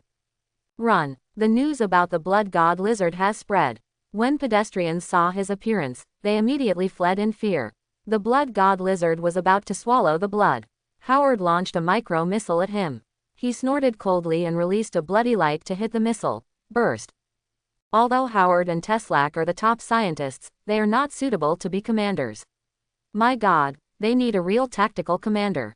Andrew shook his head and signed a contract with the fleeing citizens. Then, a large number of robots descended from the sky and transferred the contractors. "It's you again." The Blood God Lizard was furious, and 10 rays of blood roared out, preparing to pierce the robot and the contractor together. Howard and Iron Man tried their best to stop them, but they couldn't stop so much blood light. Fortunately, there were a lot of robots, and some robots took the initiative to face the blood light. The next second, they were bombarded by the blood light, fell apart, on the ground. It is worth mentioning that only the robot was damaged, and the souls inside were safe and returned to hell. The situation is getting a little out of control, and it seems it's time to end this disaster. Andrew snorted coldly and prepared to take action himself. Since he promised to protect the contractors, he would not let anything happen to them. He was not Mephisto. He would do what he said. At this time, seeing that the situation was not good, Susan couldn't help but said to Andrew, "Andrew, although you can't take action easily, Iron Man and the others can't stop the monster. You are the only one who can save Manhattan now. You know, I'm willing to help you." Andrew took Susan's hand, stood up and whispered in her ear, "But, you have to." Susan shyly hit Andrew, and Andrew laughed loudly. The floor-to-ceiling windows behind him suddenly opened to both sides modified, paid for by shield, and then he jumped down. Under the building, the Harley motorcycle was already in place. Andrew landed on the motorcycle, and his body burned with blazing black fire. Then, he turned his neck, and a half-face mask of bones appeared on his face. Andrew didn't care if his identity was known, but it would be a lot less fun if everyone knew. Let's start. Andrew turned the handle, and the Harley motorcycle roared out with a huge roar. Natasha was overjoyed and hurriedly reported, "Fury, the Ghost Rider has set off." Very good. Nick Fury was also overjoyed. He said, "Iron Man, Barton, are ready to cooperate with Ghost Rider." "Ghost Rider? You mean the Fire Rider?" Iron Man was stunned for a moment, then cursed, "Coulson, you lied to me, you agents are really not worthy of trust." Coulson was a little embarrassed, and then glanced at Nick Fury, "Don't blame me, I was taught bad things." Soon, Andrew arrived at the battlefield with raging fire. Looking at the figure who was so cool that he had no friends, the superheroes present looked at him sideways. "It's an angel." The remaining humans and the audience in front of the TV cheered. The Fire Knight arrived, and the disaster would end soon, just like last time. Tony, who was robbed of the limelight, complained, "Who has seen the Angel of Black Flames? This looks like it is related to hell, okay." The Blood God Lizard also noticed Andrew. He felt a huge threat from him, which made him frightened and angry. He was a god and he was the strongest. "Die to me." The Blood God Lizard used all its strength to speed up and split into 3 parts and rushed towards Andrew from 3 different directions at the same time. Andrew stopped the motorcycle and stomped the ground hard with his big foot. Countless chains burning with fire rushed out from the earth and headed towards the 3 blood lizards. The divine lizard stalked away. The 2 phantoms disappeared immediately as soon as they came into contact with the chains. The Blood God Lizard was shocked and evaded as fast as lightning. Unfortunately, in Andrew's eyes, his speed was similar to that of a tortoise. In just 3 seconds, the Blood God Lizard's limbs were tied up by the chains, hanging in the sky. The Blood God Lizard wanted to turn into blood and escape, but unexpectedly, the chain of fire contained Andrew's confinement magic power, and he could no longer turn into blood, and he couldn't even use other abilities. Andrew raised his hand, and the fire on his arm soared into the sky, turning into a flaming broadsword more than 10 meters long in the air. Then, the broadsword burned the sky and slashed down violently, splitting the Blood God Lizard diagonally. The Blood God Lizard let out a shrill scream, and the wound could not heal at all, because there was a dark fire burning on his wound. Andrew took out a cigar and held it in his mouth. Then, he took out the cigar and blew out a smoke ring. The black flames on the Blood God Lizard's wound suddenly burned, completely wrapping the Blood God Lizard. "Wow, this one is too cool and powerful, right?" Spider-Man, who was dealing with the Lizard Man, couldn't help but shout. The Blood God Lizard, which so many of them couldn't take down, was actually easily defeated by the opponent. The other superheroes were also shocked. It was obvious that this was a big boss. Tony said unhappily, "Who is this guy? He can pretend better than me." The talkative Spider-Man asked, "Mr. Stark, when you say this, does it mean that you often pretend to be stupid?" Tony glanced at Spider-Man and said contemptuously, "Stay away from me, you will lower my style." Spider-Man took a look at the faded spider uniform with 2 patches on it, and continued to deal with the Lizard Man silently. He checked the clothes and found that the 2 were not on the same level. Seeing Spider-Man in such a state of desolation, Tony felt a little guilty. Of course, it was impossible to apologize. He, Tony Stark, never apologized. He decided to order some polymer clothes and give them to Spider-Man, a good friend of the people of New York. "Neighbors, things are not so miserable." At this time, the Blood God Lizard's head escaped from the burning body and fled away. Andrew snorted coldly and controlled the chain to grab his head.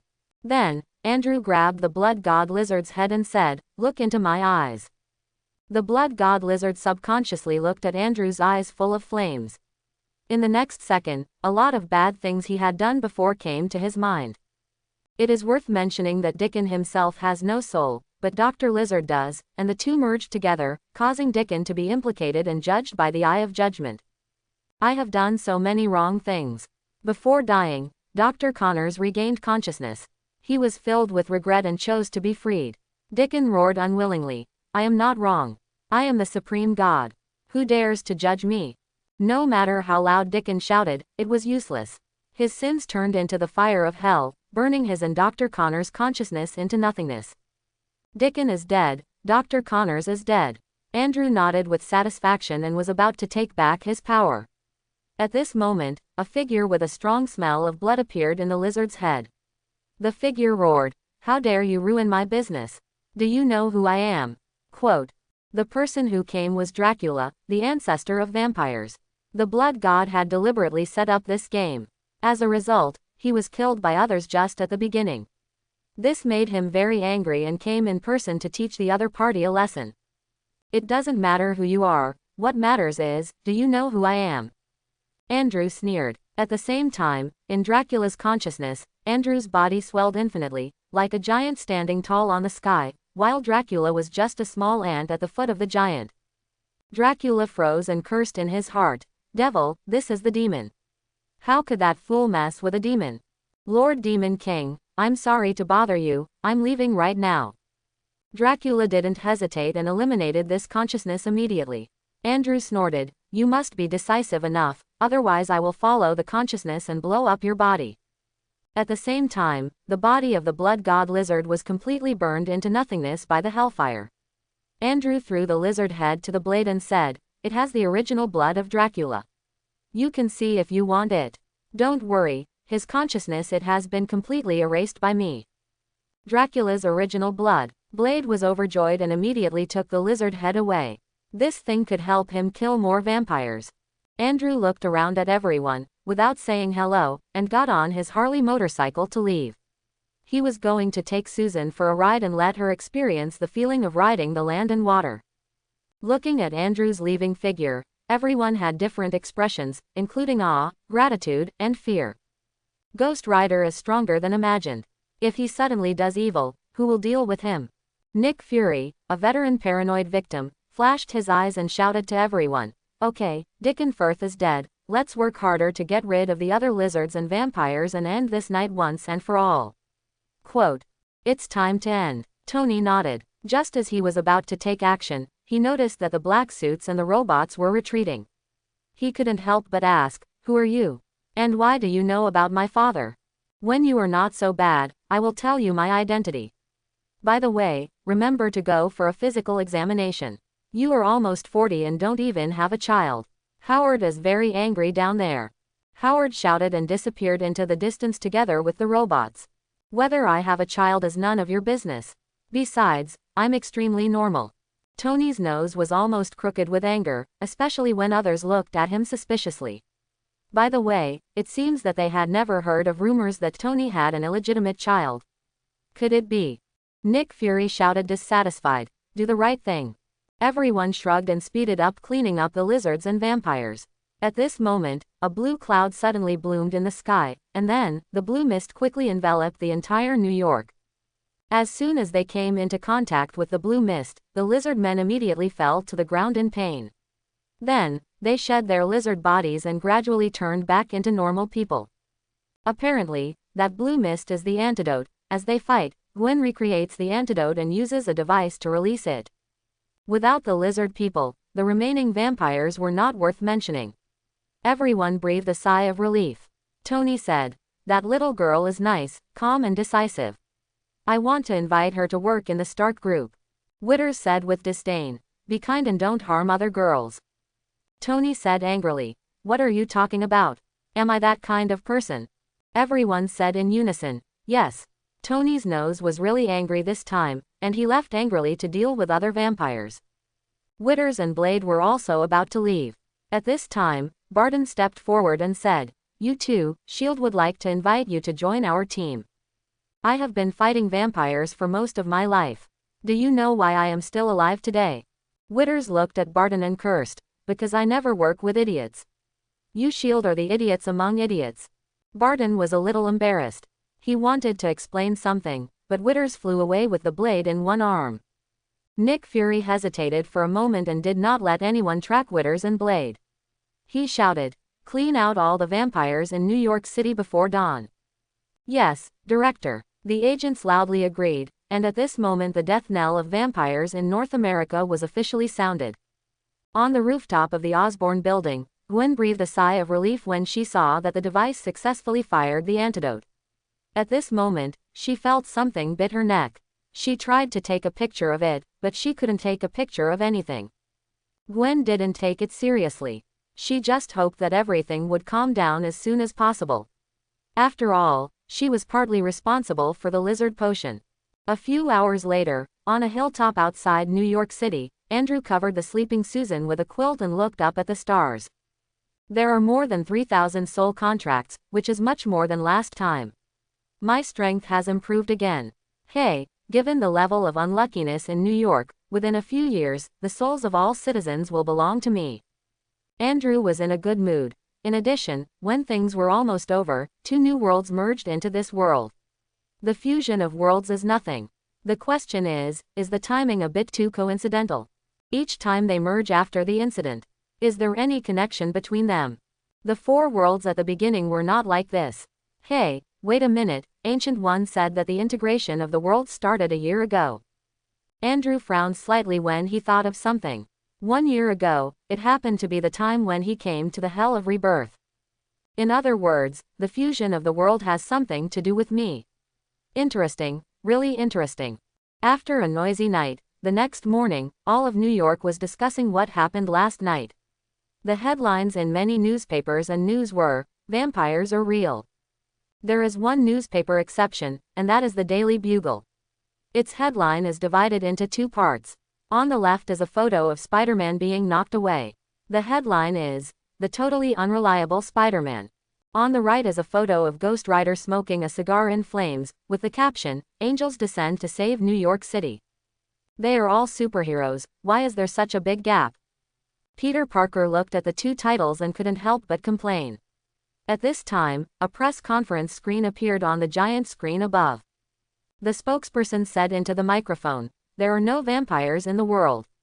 A few years ago, an evil doctor developed a virus. People infected with this virus will be afraid of sunlight, silver, and garlic, and will live on blood. The military will clean up virus patients across the United States, so please don't worry too much. In addition, when encountering virus patients, please pay attention to the following points. Is this serious nonsense?" Peter complained, and the reporters were also very dissatisfied and asked questions one after another, but the spokesperson was indifferent, acting as if you believe it or not, but I believe it anyway. It doesn't matter how the official defines this matter. What matters is that the United States decided to completely clean up the vampires. Now, the vampires were wiped out and had to flee to other countries, or flee back to Europe. Although the process of this operation organized by S.H.I.E.L.D. was a mess, the goal was basically achieved. Americans will no longer be threatened by vampires in the future. The vampires' home base is Europa, Blade. Let's clean up the vampires in North America first, and then attack Europa. Withers, whose arm had been repaired, said, "Boss will provide us with enough money and weapons." Cool Brother Daofang adjusted his sunglasses and said, "Very good, with the support of Boss, we will be able to completely eradicate vampires." The master and disciple once again embark on a journey, and they will only stop when the vampires become extinct. Amid the hustle and bustle, more than a month passed. This morning, Natasha, the Black Widow who had returned to work at S.H.I.E.L.D., knocked on the door and entered Nick Fury's office. Forewarned warning, don't mention my eyes or my blindfold, otherwise don't blame me for chasing people away.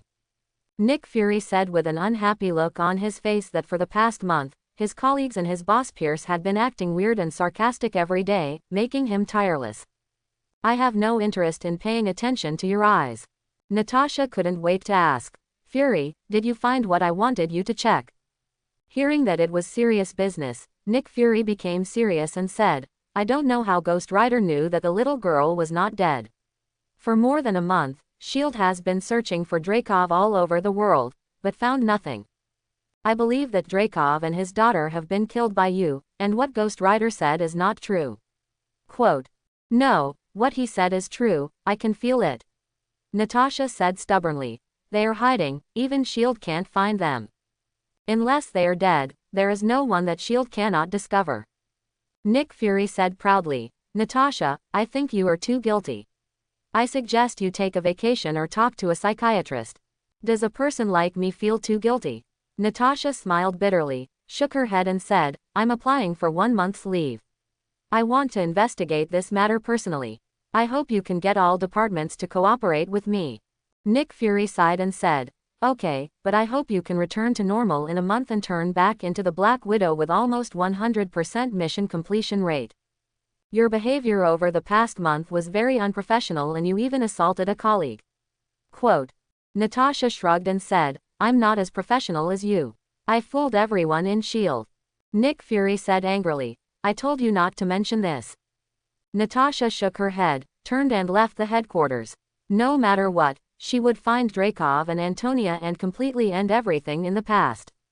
That evening, Andrew, who had made Natasha so restless for a month, took Gwen to a Manhattan park for a picnic. Seeing Gwen's frown, Andrew asked, Gwen, what's wrong? Is the dinner I ordered not to your liking? Fortunately, there's nothing wrong with these dinners except some of them are so spicy that I want to cry. Gwen complained. She said, I'm worried about my dad. Those people in the city hall keep putting the blame on him. He might be fired. Lizardmen and vampires caused havoc in New York, causing huge damage and certain casualties. Someone must take the blame for this incident. S.H.I.E.L.D. is a spy agency affiliated with the United Nations and is not suitable to appear in public. Therefore, Director George, unfortunately, I became the target of taking the blame. Little things. Andrew smiled and said, the main reason why Director George became the target of taking the blame is because there is no one behind him. In fact, even if this incident had not happened, his political life would not have been too long. Gwen said, my father refuses to cling to the powerful. Your father was a tough guy, but the people of New York didn't know that. Andrew said, I will write an article to praise your father and build momentum for him and mobilize the masses to support him. I have already thought of the title. Do you want a tough guy director or a bureaucratic director? Gwen asked, is this really okay? Of course, I checked your father's information. His resume is very impressive, but no one knows about it. Andrew said, you can become the police chief without any background. How can you not have a great resume? Of course, just reporting is not enough. The Rebirth Group also needs to come forward to support Director George. America is a capital society, and capital can do everything. However, there is no need to tell Gwendo about this. My dad is the best. Gwen was very proud. She thought of something and asked suspiciously, what is your identity in the newspaper? You can report whatever you want to report. I'm a gold medal reporter. If the editor-in-chief doesn't agree, I'll fire him. Andrew smiled and used chopsticks to hold a spicy meatball to Gwen. Gwen, who felt better, subconsciously opened her mouth.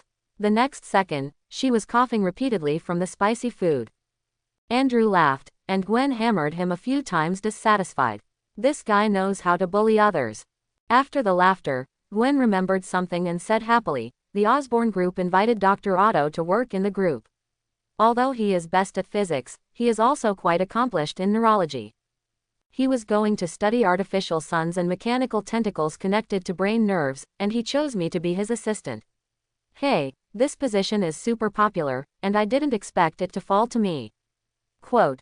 Andrew couldn't help but glance at Gwen when he heard this. Girl, why are you so destined to be a villain? Dr. Otto is Dr. Octopus, the one who researched artificial suns and almost blew up New York.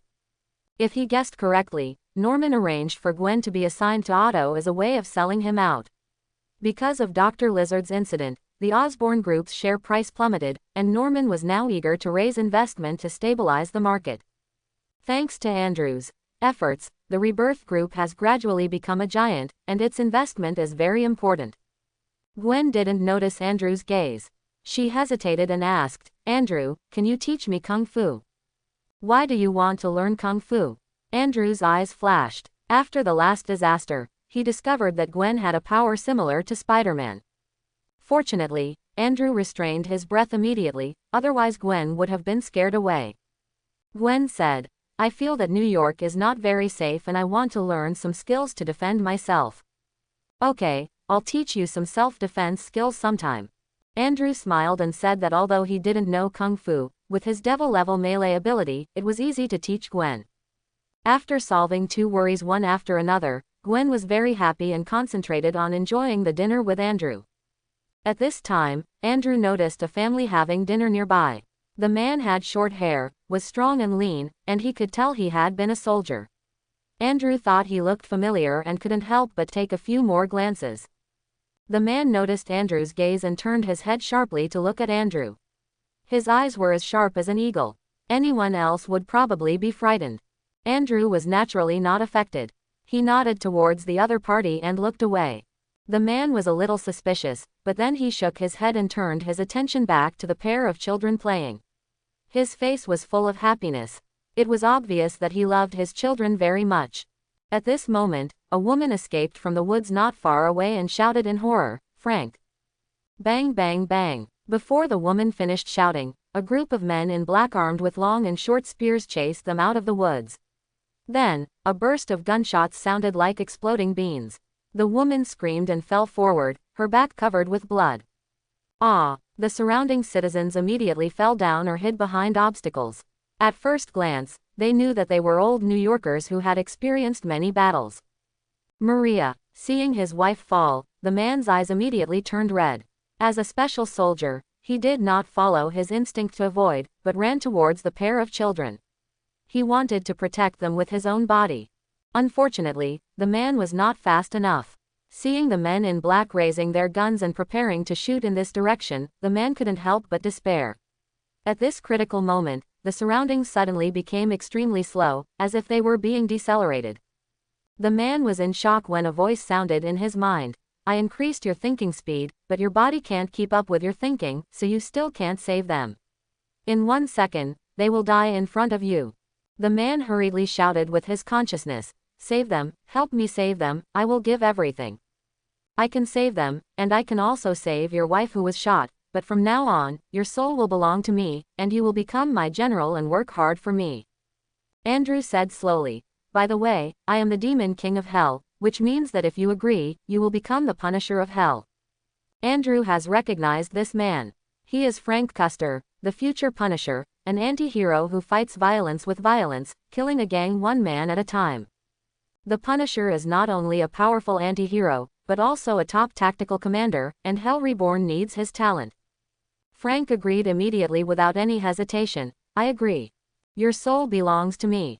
With these words, the surroundings suddenly returned to normal, and then, a figure appeared in front of Frank and a pair of children at an alarming speed.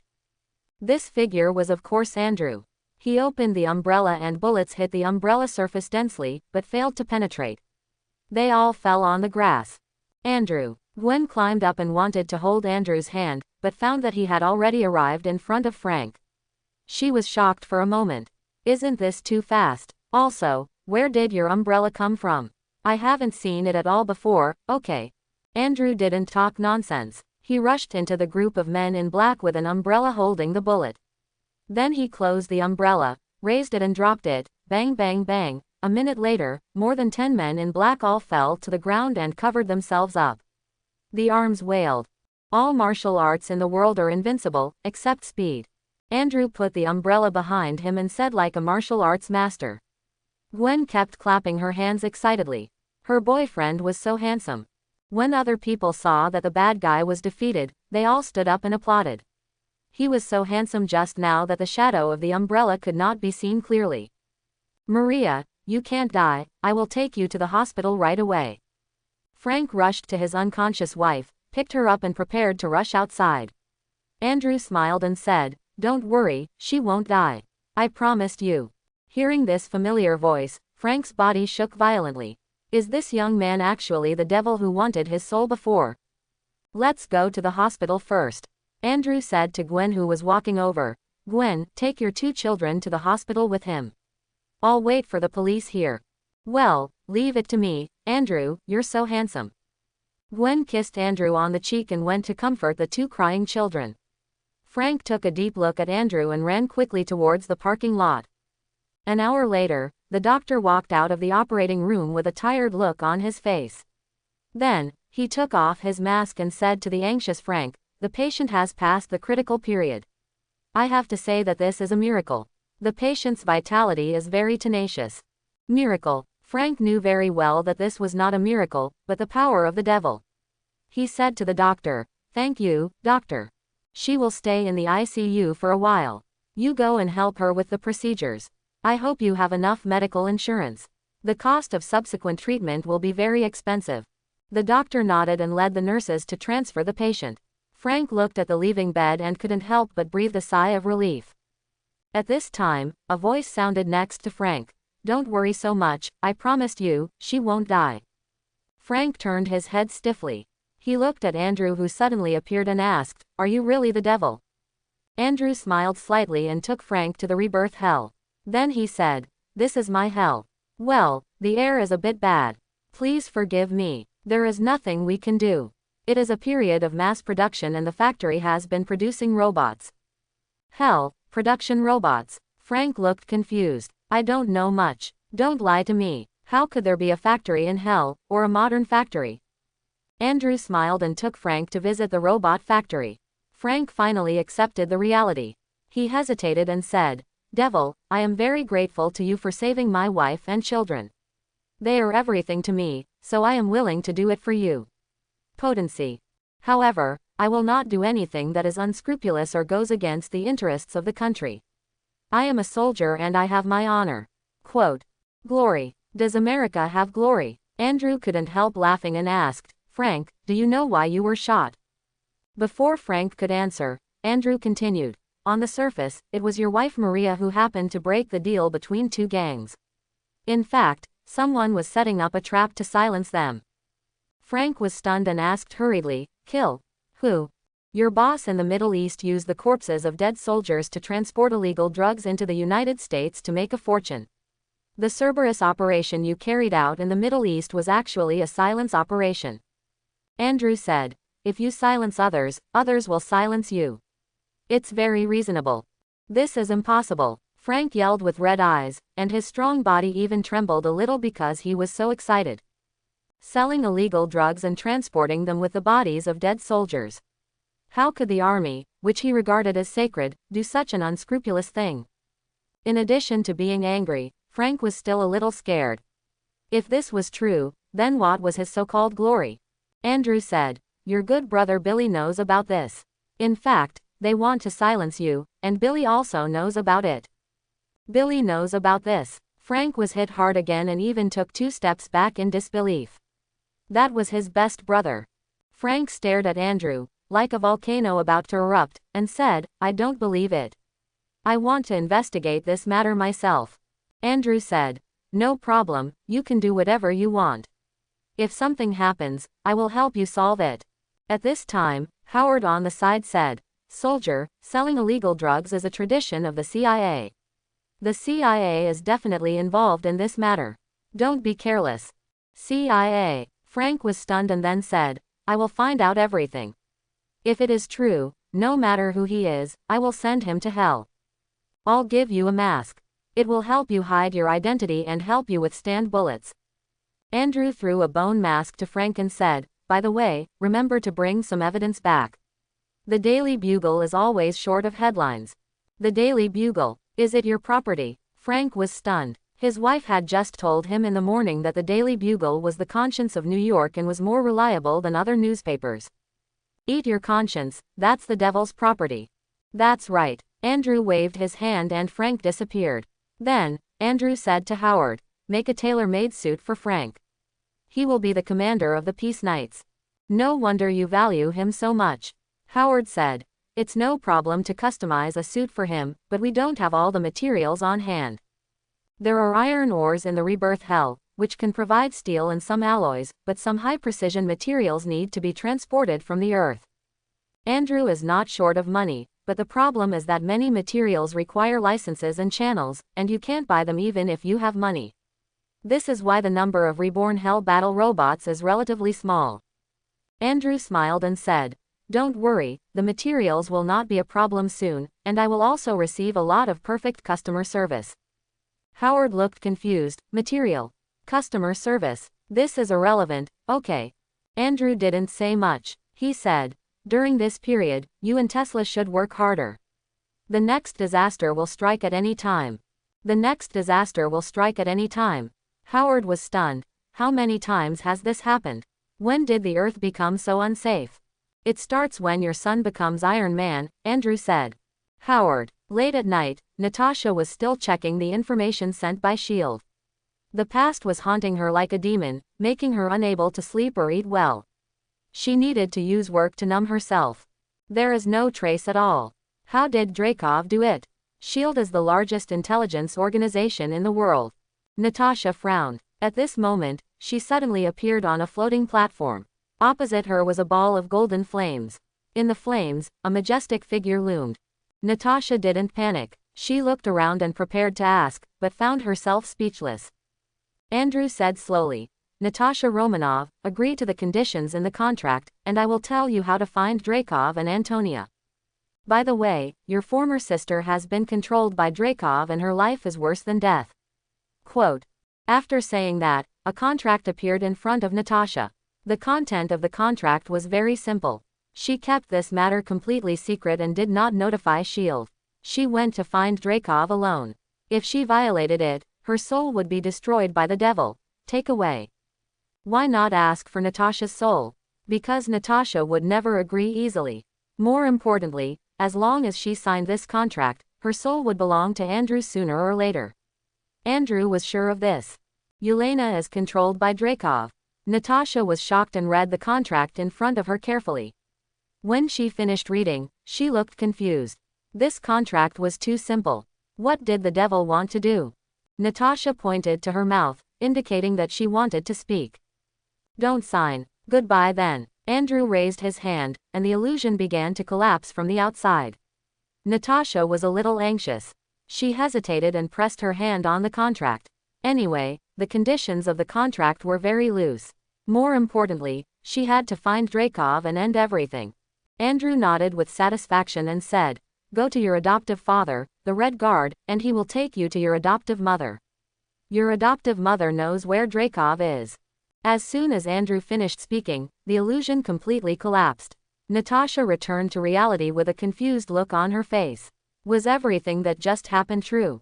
Why so fast? Not even a minute passed before or after. Although I don't know what this devil wants to do, his efficiency is really high. If S.H.I.E.L.D. had such high efficiency, the Earth would have been completely peaceful. Natasha complained that although the origin of the other party was unknown, his method was undoubtedly correct. The only thing to worry about was whether the other party had any conspiracy. Even if there is a conspiracy, I will go to Dreykov. I will kill him and rescue Antonia and Yelena. Moreover, S.H.I.E.L.D. will always stand behind me. Natasha made up her mind and went to Russia alone to rescue her adoptive parents. Her adoptive parents were spies and adopted her and Yelena in order to complete the mission. The Red Guard has been imprisoned for too many years and has become crazy. Fortunately, he still remembers the location of Natasha's adoptive mother Melina. Melina was already dissatisfied with Dreykov. She decided to join forces with Natasha to deal with Dreykov. The first step in their plan was for Melina to pretend to betray and let Dreykov send someone to take Natasha away. Shaw and the Red Guard captured him. Then, everyone took a fighter plane back to Dreykov's lair. At this time, Natasha finally knew why no one found Dreykov. His lair was in the sky, a large sky fortress. What's wrong with people in this world? They don't even have a defensive shield, so they dare to build a fortress in the sky. Dreykov is like this, and S.H.I.E.L.D. is like this too. Andrew complained that he had been using magic to spy on Natasha, and Natasha lived up to his expectations and successfully found Dreykov's lair. In fact, if Andrew wanted to, he could also find Dreykov's lair with a little more effort, but he did not do so for the simple reason that he wanted to save his time for enjoyment. Is it because Gwen is not fragrant or Susan is not gentle? Why do you do it yourself when someone can do it for you? Harvest time. Andrew wasted no time and pulled the consciousness of all the Black Widows in the fortress except Natasha into the illusion. There were more than 200 in total. This is not the total number of Black Widows. There are a large number of Black Widows lurking around the world to obtain intelligence. Andrew floated in the air and said aloft, "Give your soul to me and serve me. I will help you get rid of Dreykov's control and give you the opportunity for revenge." This time the contract is much stricter than the contracts that Andrew used before. Once signed, the souls of the Black Widows will be completely controlled by Andrew. If he wants the Black Widows to live, the Black Widows will live. If he wants the Black Widows to die, they will live. The Black Widows are going to die. Although the conditions were harsh, all the girls, including Yelena and Taskmaster, did not hesitate and pressed their fingerprints immediately. They had been controlled by Dreykov with drugs, and their lives were worse than death. You will become my Black Widow, fight for me, and collect souls for me. Andrew nodded with satisfaction and said, don't worry, I've always been very kind to myself.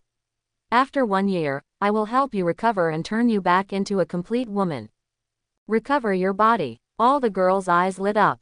Dreykov was a beast. In order to allow the Black Widows to complete their tasks better, he completely removed the reproductive systems of the Black Widows. In other words, all Black Widows were infertile. A complete woman. In addition, as long as you perform well, there will be other rewards. Andrew said. For example, eternal youth, extended lifespan, extraordinary power, etc. The girls' eyes grew brighter as they listened. A girl with black hair knelt down and shouted, I am willing to serve you, Lord Demon King. What a flatterer. Yelena curled her lips, knelt down together, and shouted in unison with the other kneeling girls, I am willing to serve you, Lord Demon King. Very good. Now, you take revenge first, and my magic power will help you release the control of the drug. Andrew laughed loudly. By the way, remember to get the master key from Dreykov. I want all the Black Widows except the crooked one. In the main control room, Dreykov looked at Natasha disguised as Melina and sneered, Natasha, you are my most successful work, how could I not recognize you? Natasha tore off her mask and said through gritted teeth, Dreykov, your death has come. This time, I will not make the same mistake as last time. I'm standing in front of you right now, can you kill me? Dreykov motioned to the armored man on the side to stay still, and said with a smile, Taskmaster is his daughter Antonia. After she was injured by a bomb, Dreykov implanted a chip in her body and transformed her into a half-year-old cyborg Taskmaster. Taskmaster can imitate the movements of everyone from Hawkeye to Steve Rogers. Natasha tried to attack Dreykov, but she couldn't really hit her with her fist. Dreykov said proudly, all the Black Widows have been injected with pheromone locks by me. As long as they smell my scent, they can't attack me. Poor Natasha, you are in S.H.I.E.L.D. and I can't touch you. Now that you have thrown yourself into the trap, I will use you to secretly control S.H.I.E.L.D. This world will completely belong to me. Dreykov was very proud. At this moment, Natasha lowered her head suddenly and hit her nose hard on the table, making a loud bang. Then, Natasha, whose nose was bleeding, raised her head and said with a proud look on her face, you think I don't know about pheromones? Just as Natasha was mid-sentence, Taskmaster next to her suddenly punched Dreykov in the side of the face. Dreykov screamed and flew backwards, with 2 blood-stained teeth flying in the air. Before it was over, Taskmaster pulled out the long knife behind him and nailed Dreykov's arm to the deck with one knife. Dreykov let out a shrill scream and twitched on the ground. Father, thank you for taking care of me all the time. We will repay you well. Imitation Master said coldly. At the same time, there was a burst of screams and gunshots outside, but it was the Black Widows who took action. Natasha was dumbfounded. What happened? Also, was my nose bumped in vain? Dreykov asked in shock. Antonia, why can you get rid of the control of drugs? Taskmaster said. Because I had people helping me, I recovered from the moment Natasha came in. Then why did you wait until I broke my nose before taking action? Natasha was very dissatisfied. It would be very painful if she broke her nose, okay. Taskmaster glanced at Natasha and didn't answer. Are you familiar with her? Also, I did it on purpose, what's the problem? Natasha was a little embarrassed. She apologized. I'm sorry about what happened back then, but I had to do this. Only with you present can I confirm that it is the real Dreykov. Taskmaster ignored Natasha. She found the key from Dreykov and put it into the console. Then, her skilled control system made the Black Widow's battle smoother. When Dreykov controlled the system, Taskmaster was always by his side. With the talent of Taskmaster, it was not difficult at all to control the system. Natasha glanced at the console and asked Taskmaster, why are you all suddenly awake? The imitation master still didn't answer, as if Natasha didn't exist. Natasha sighed and went to chat with Dreykov on the ground. She said, "You are very depressed, and I am also very depressed. I feel that people have plotted." Dreykov whispered, "Take me away and I will give you whatever you want. All I want is for you to disappear forever." Natasha snorted, and upon seeing this, Dreykov begged for mercy from Taskmaster, but unfortunately, Taskmaster ignored him at all. The Black Widow Legion's fighting power was very strong. After a while, all the enemies in the fortress were eliminated. Then, the Black Widows escorted the Red Guard and Melina to the main control room. The Red Guard was injured and had obviously been taught a lesson by the Black Widows. Seeing Dreykov on the ground, all the Black Widows had a strong murderous aura in their eyes at the same time. Imitation Master said, "The boss said to take him down below and start again. Then, each of us can kill him once." "Once is not enough," Yelena said coldly, and the Black Widows nodded in unison. "If there is evil in the world, Dreykov must be one of them. Take it down below." You?" Natasha thought of something and asked in shock. It turned out that the target of the devil was not her, but the Black Widows. "It's not important. What's important is that it's time for you to leave," Yelena said. "Remember to forget what happened here." "Forget? That's not okay," Natasha said with a mysterious face. At this time, a Black Widow shouted, "Fighters are spotted around."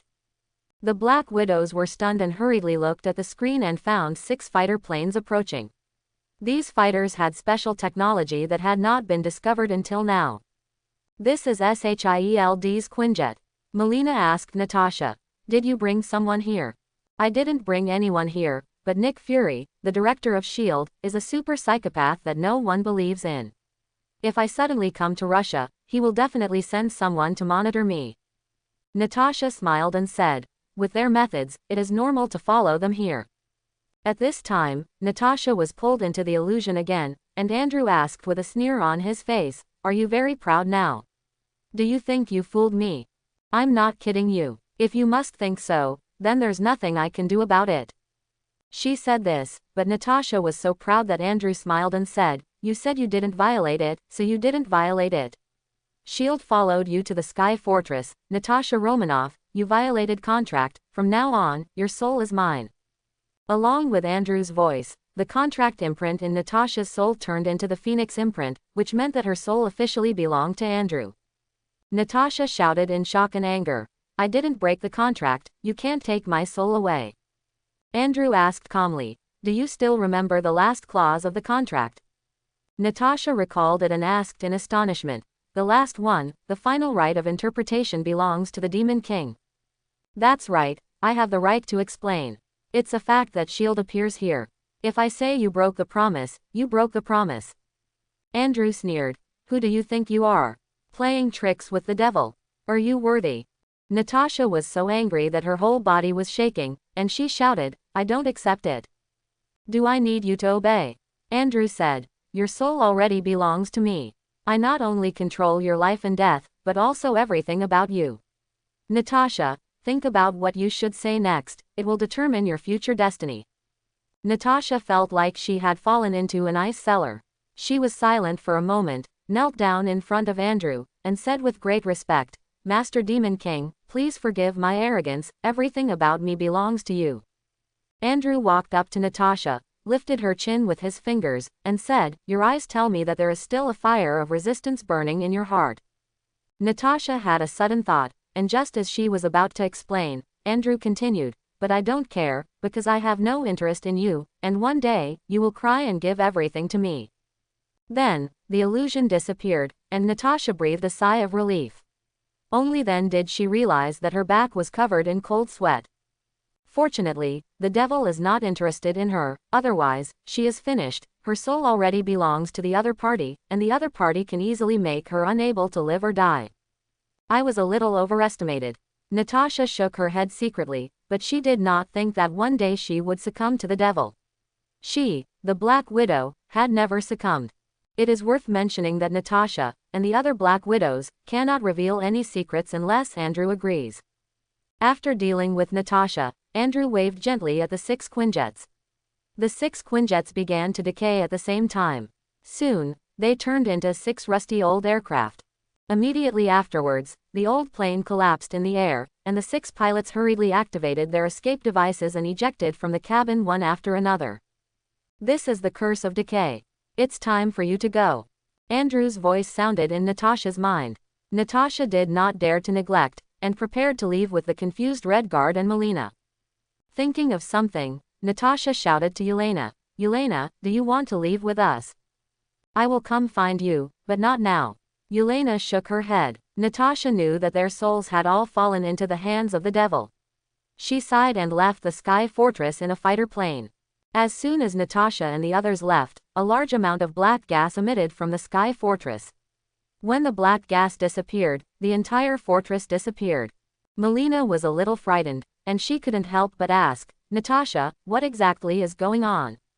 "It's better that you don't know the truth." Natasha smiled bitterly. "What happened to this world? First there were angels, and then there was the devil. Can you still have fun playing?" Melina reminded. "I don't care about the truth, but S.H.I.E.L.D. definitely cares. Natasha, you have to be prepared." Natasha suddenly had a headache. This time, she was afraid that she would be censored by S.H.I.E.L.D. for a long time. She hoped that her salary would not be stopped. She had a lot of credit cards to pay off. The Sky Fortress was teleported to Rebirth Hell by Andrew, and Howard, Teslac, and Ethan came out to watch at the same time. "The technology is good, but this thing is too easy to destroy and is of little use," Howard said. Teslac also said, "It's flashy, boss, can you dismantle it? There are a lot of materials we need on it." "If you say this, Dreykov will cry," Andrew complained. He said, "You can't demolish it, you can transform it into an air base, which will make it much easier to rescue people in the future. As for the materials, you don't have to worry anymore. Dreykov has an intelligence network comparable to S.H.I.E.L.D. With this intelligence network in hand, buying materials couldn't be easier. Whether they are formal or informal, you can easily buy them." "No wonder, boss, you said the materials are not a problem." Howard suddenly realized that he and Teslac were very happy. With enough materials, their research would definitely be able to reach a higher level. In fact, the fact that artificial intelligence and leech factors have been stuck for so long has something to do with the lack of materials. Then, Andrew teleported to the main control room of the Sky Fortress. When the Black Widows saw him, they all saluted, "Lord Demon King." Looking at a group of beauties who were good at winning each other, Andrew was in a good mood.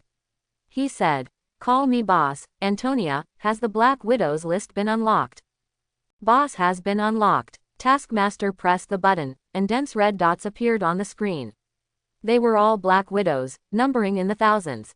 In addition, there were tens of thousands of peripheral service personnel throughout the intelligence agency. Andrew released a projection and asked him to teleport to Earth to sign a contract with the Black Widows. At this time, Dreykov on the ground shouted, "I am willing to surrender to you and serve you." "My hell, no need for trash." Andrew sneered, pointed at Dreykov, and shouted, "I curse you in the name of the devil. You will never die until I agree to your death. Okay, now you can take revenge as much as you want." Andrew said to the Black Widows, "No matter how many times he dies, he will be resurrected until you are satisfied." "Thank you, boss." The Black Widows all laughed together, a ferocious laugh, a cruel laugh, a vengeful laugh. "If you come out to hang out, you will always have to pay back." The next day, thousands of Black Widows gathered in front of the square of Rebirth Hell. Each one was so heroic and charming that even a prodigal like Howard could see them with eyes wide open. "It's not that I've never seen beauties before, it's that I've never seen so many top-notch beauties. Any Black Widow alone would be a mouth-watering existence. From now on, you will be the bodyguard of this Demon King. You have 2 tasks. One is to be a soldier to help me fight, and the other is to be a customer service person to help me sign a soul contract." Andrew said to the Black Widows, "Normally, you can act freely on the Earth and live your own life, but you must participate in missions and training." A blonde beauty raised her head and raised her chest, shouting loudly, "Boss, I don't want to return to Earth. I want to stay with you forever and be sent by you." The Black Widows all cursed curse words starting with B in their hearts, and many people also shouted, "Boss, we are also willing to follow you." Of course, there are also those who don't want to stay in hell. For example, Yelena, who like her sister has ancestral short legs. Howard was so envious that he almost drooled at the side. There were so many beauties, asking for whatever they wanted. This is not hell, this is heaven. Don't be anxious. After you die, you will always be with me. Enjoy your life on Earth, live your life to the fullest, and live a wonderful life. Andrew smiled. No matter how delicious the food is, there is no point in eating too much at once. Take your time.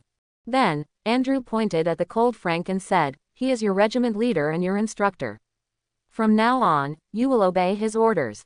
The Black Widows all looked at Frank, their faces full of dissatisfaction. When it comes to fighting, the Black Widows never think that they are inferior to others.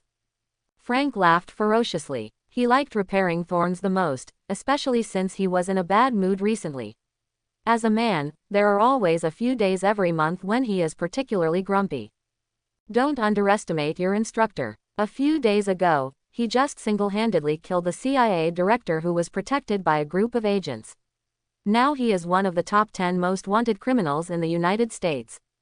Andrew said that CIA Director William Rawlins was the mastermind behind the trafficking of illegal drugs. Frank did not tolerate him at all. He rushed into the safe house with a rocket launcher and a machine gun and killed him. It was said that even senior agents were shocked by the bloody scene. Vomited. The Black Widows were a little surprised that they could actually kill the CIA director. No wonder Boss made him the leader. Frank didn't act very proud. In fact, he didn't think there was anything to be proud of.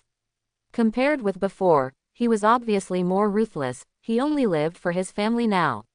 As for glory, let it go to hell. Go ahead. Frank, make a training plan. Andrew said. After training, I will send you back to Earth. Yes, boss. Frank nodded and stepped forward to lecture. The boss said that you are the best agents and soldiers, but in my opinion, you are nothing but beautiful and good at seducing men. Andrew was speechless. Frank's taunting skills were absolutely full, and the Black Widows were almost going crazy. With this bodyguard, it will be much easier to rescue people or sign contracts in the future. Andrew is very satisfied, reborn in hell, and is growing rapidly. At this time, Andrew thought of something and used magic power to contact Feng Mo. Feng Mo, who was wearing a straight suit and looked like a successful man, respectfully asked, "Boss, what are your orders? How is the investment company doing?" Andrew asked. The three demons have been buying souls with money during this time, and the gains have been good. However, other demon believers are also doing this kind of thing, and the competition is very high. This is why Feng Mo and the others have no time to come to New York to save people. Feng Mo said, "The situation is not bad. We are strong enough and occupy 3 cities. Just 3 cities. I want them all." Andrew was a little dissatisfied and said, "I will send some people to help you fight, and you will expand your territory as soon as possible." Andrew is going to send the Black Widows to help. On the one hand, they will be idle when they are idle. On the other hand, this will allow them to become as familiar as possible with fighting demons. Demon believers can use part of the demon's power, and some are even half powerful, magic. Sooner or later, Andrew will face other hells. He is not willing to be just a hell lord. He wants to become the Lord of Hell, the legendary Satan. Yes, boss. Hearing Andrew's dissatisfaction, Feng Mo, who had been somewhat complacent before, said with fear, "I will expand my territory immediately." Very well, Feng Mo, don't be too obsessed with enjoyment. You have to remember who gave you everything you have now. Andrew snorted coldly and waved his hand to interrupt the communication. Feng Mo and the others had a miserable life before, but now that the conditions have improved, they have lost their enterprising spirit and are addicted to enjoyment. They must work hard. He, the Demon King, worked so hard to collect souls, how could his subordinates slack off? After the training of the Black Widows was completed, Andrew waved them back to Earth to start a new life. However, Antonia, the master of imitation, stayed behind. She was half human and half machine and did not want to return to Earth and receive strange looks. Andrew did not force it, and arranged for Taskmaster to live in the rebirth hell. It is worth mentioning that Howard, Teslac, and Ethan were all very interested in her, interested in the mechanical parts of her body. In the blink of an eye, 3 more days passed. At noon that day, Trask told Andrew a piece of great news: the leech factor was successfully replicated. The leech factor is a factor that can disable mutant abilities, and Andrew needs it to act as a medium for casting spells. Andrew was very satisfied. We can start harvesting the souls of mutants. In a dark alley in Hell's Kitchen, failed mutant John looked up at the sky, his young face full of numbness and despair. John awakened as a mutant when he was 18 years old, but this did not bring him any benefits, because he was the lowest level of Epsilon level mutant. He had a big head, but no superpowers. Worse still, frequent headaches. John asked the mutant savior Professor. It's a pity that even Professor the home he kicked out. Perhaps death is a better option for me. John secretly sighed, and at this moment, his eyes suddenly blurred, and he suddenly appeared in a simple and clean office, with a very beautiful blonde woman sitting opposite him. Hello, I am the messenger of the Demon King of Hell. Yelena smiled very kindly and said, as long as you are willing to sign your soul after death to us in Hell, we will help you return to normal and become an ordinary person.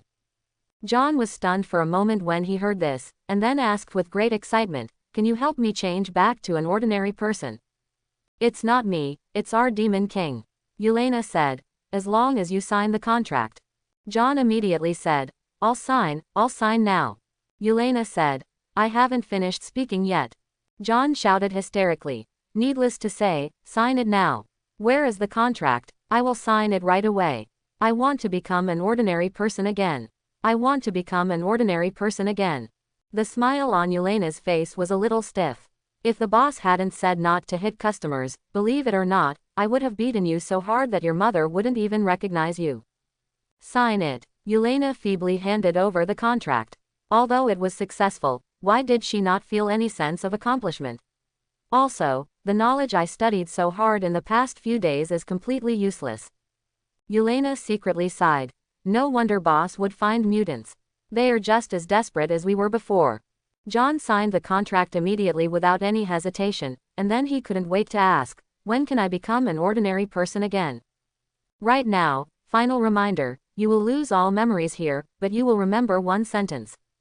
Yelena said, mutants who want to become ordinary people can go to Times Square. After saying that, Yelena sent John away and began to receive the next guest. At the same time, other Black Widows, like Yelena, kept receiving mutants. In the alley, John's consciousness returned to normal. He thought of something and hurriedly touched his head. The next moment, he touched a normal head that had not become enlarged. More importantly, John's headache no longer hurts, which means that he has really returned to an ordinary person. John cried with joy. Although he didn't know why he recovered, the point was that he had recovered. I want to go home, I want to go home. John stood up and shouted excitedly. By the way, I'm going to call Rich and the others and tell them that if they want to become ordinary people, they can go to Times Square. My dream was to count money until my hands cramped, but now it's turned into putting curses until my hands cramp. In the chairman's office, Andrew twirled his wrist and complained with an unhappy expression. There were tens of thousands of Epsilon-level mutants in New York alone, and most of these people were willing to sell their souls to rebirth in hell. In just one day, Andrew gained tens of thousands of soul contracts, more than the previous 2 disasters. Black Widow, mutants, it's a world full of despair. Andrew shook his head. He had gained a lot of souls during this period, and his strength increased rapidly. He vaguely felt a hurdle. After crossing this hurdle, he and the reborn hell would undergo essential transformations. Of course, Andrew only sees the hurdles now, and there is still a long way to go before he actually reaches that level. Tens of thousands of mutants turned back into ordinary people. This incident naturally alarmed all the forces related to mutants, and they immediately launched an investigation. I never expected that someone could turn mutants back into ordinary people. The kind-faced bald professor, Chin Gray, a red-haired and gentle Phoenix girl, glanced at Storm speechlessly. Her colleague was a bit too naive. That's their choice and we should respect them. Professor Charles said gently. What I'm worried about is it possible that someone is experimenting on us mutants? Also, once this method is mastered by our enemies, the consequences will be disastrous. It's probably not an experiment. I've checked the bodies of several mutants and there are no traces of experiments on them at all. Jean Grey said, but their X genes have all returned to an unawakened state, and I can't analyze why. After a pause, Jean Grey continued, In addition, I asked them and they didn't know why they turned back to ordinary people. I feel like they didn't lie. They did not lie. That memory in their minds was erased. Professor Charles said. They only remember one sentence: if mutants want to become ordinary people, they can go to Times Square.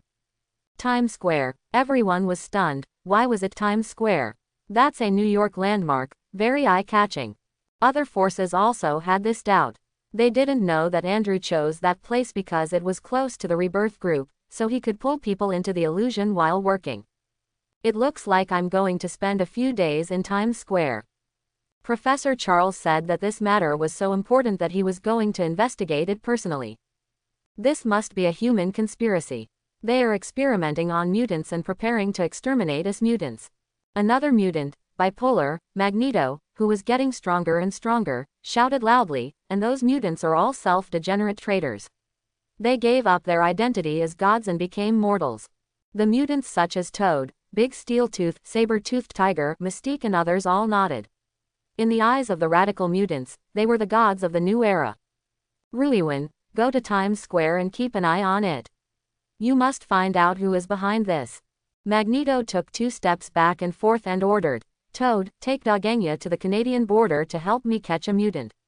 According to the intelligence I got, she can absorb the power of other mutants. Good. Toad nodded, and the disheveled Big Steel-Tooth growled to express his understanding. There was something wrong with his IQ. He didn't know how to speak, he was like a beast. You two leave quietly without being discovered. Magneto warned that there are Professor X's undercover agents in the Brotherhood of Mutants, which is why they often do bad things to those X-Men. Clear. Toad took Dogenya and turned around to leave. Unfortunately, although they were careful enough, Professor Charles's undercover agent discovered some clues. Their car had been tampered with. Therefore, when Toad and Dogenya were about to catch the little naughty boy, they were stopped by the X-Men who arrived. After a fierce battle, Toad and Dogenya retreated, and Wolverine, Logan and the little naughty boy were brought back by the X-Men. New York. Why does the painting style become like this? In the coffee shop next to Times Square, Andrew looked at the citizens in the square who kept taking photos and videos with the Epsilon-level mutants, and couldn't help but complain. Gwen, who was sitting opposite Andrew, said, "Isn't it because of your Daily Bugle report?" A few days ago, Andrew's words caused Epsilon-level mutants to gather in Times Square. The management was dissatisfied with this and asked the police to drive away the mutants. If it were anything else, the mutants would definitely retreat. The problem is, this is their only chance to turn back into ordinary people, so no matter how the police drive them away, they would rather die than leave. Director George was greatly troubled by this. At this time, the Daily Bugle wrote in detail the reasons why mutants gathered in Times Square. As a result, Times Square became an internet celebrity check-in place. That's right, it's a place where internet celebrities check in, tourists and citizens come here to find mutants to take photos and post on Twitter. When the management sees that tourists don't care, they no longer drive away mutants.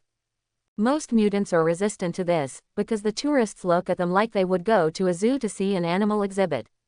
However, there were also mutants who silently held up signs, $5 for a photo, $10 for a video, and $20 for a special video. Internet tools like Kuaishou, Twitter, and Facebook are gradually changing life. The Daily Bugle reports only the truth. Andrew said, "Okay, that's almost it. I'll take you back to the Osborne group. It's not very safe here." Gwen took a sip of coffee and asked in confusion, "Not too safe?" "No way, the police station specially sent a team to protect this place. There are too many forces around." Andrew pointed around and introduced to Gwen. "The red-haired woman over there is Dr. Jean Grey in the X-Men, and the bald wheelchair man next to her is the famous Professor X." "Famous?" Gwen blinked and said weakly, "I haven't heard of it. I've only heard of Magneto. He is the most wanted criminal in the United States and is said to have assassinated the president. Magneto and Professor X are mutant bipolar." Andrew gave a brief introduction and continued, "The one over there you know is Coulson from S.H.I.E.L.D. The ones on the left who are out of tune with the crowd are people from the military. Hey, Psylocke." At this time, Andrew noticed an Asian woman with purple hair and a good figure, and couldn't help but be startled. If he remembered correctly, the woman should be the mutant Psylocke. The problem is, the ages don't seem to match up. It seems that the Psylocks in this world are a little different from those in the movies. Professor, Hellfire Club hired me. The Black King and White Queen are also very concerned about mutants turning back into ordinary people. Psylocke, who is a mercenary and a model as a secondary job, said, but there are too many forces here, and they don't want to be noticed, so they hired me to come here to find out the information. Chin asked in surprise, aren't you supposed to keep your employer's secret? Who can keep a secret in front of this bad old man? Lingdi sneered and said, Professor, if you have an answer, remember to give me a copy, and I will split it 50-50 with you. Professor Charles laughed dumbly. He was about to speak when he suddenly looked to the right with a look of astonishment on his face. Why did they come out? Weren't they allowed to stay in the college? Professor Charles was talking about Wolverine, Logan and Rugrat. They also came to Times Square. The reason was very simple.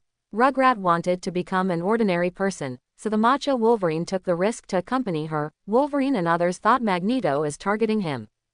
Logan, with his wild hair, looked at the expectant mutants opposite and asked the Little Naughty, do you really want to become an ordinary person? I never wanted to be a mutant. The Little Naughty guy replied very definitely, I just want to go back to my old life now. I don't want to touch others and they will turn into mummies.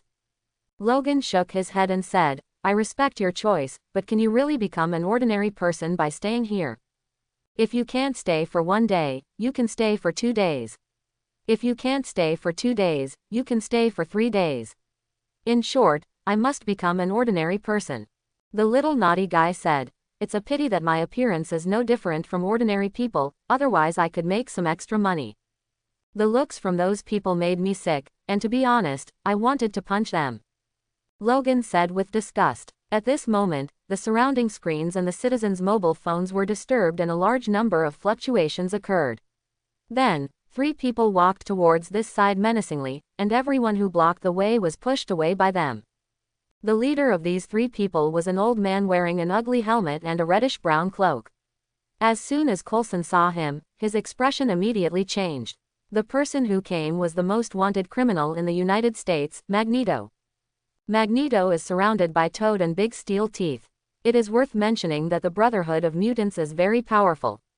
It is completely different from the 2 or 3 big cats and kittens in the movie. The reason why Magneto only brought 2 people here this time, because 2 people are enough. A bunch of traitors and a bunch of disgusting humans. When Magneto saw the people who took the video, disgust flashed in his eyes. With a wave of his hand, those people's mobile phones flew up at the same time and hit their faces hard, causing screams. Professor Charles immediately led the X-Men to Wolverine and the Rugrats. At the same time, the police, agents, and soldiers surrounded Magneto and the 3 with their guns raised. Seeing that something was wrong, the people hurriedly left the place. However, many people did not leave. They stayed nearby without fear of death, preparing to watch the next conflict. There are few foreigners, not without reason. Psylocke had no intention of participating in the battle. She casually found a seat and sat down, right next to Andrew and Gwen's seats. Andrew asked Gwen, do you want to leave, or stay and watch the show? I hope everyone will support it and subscribe more.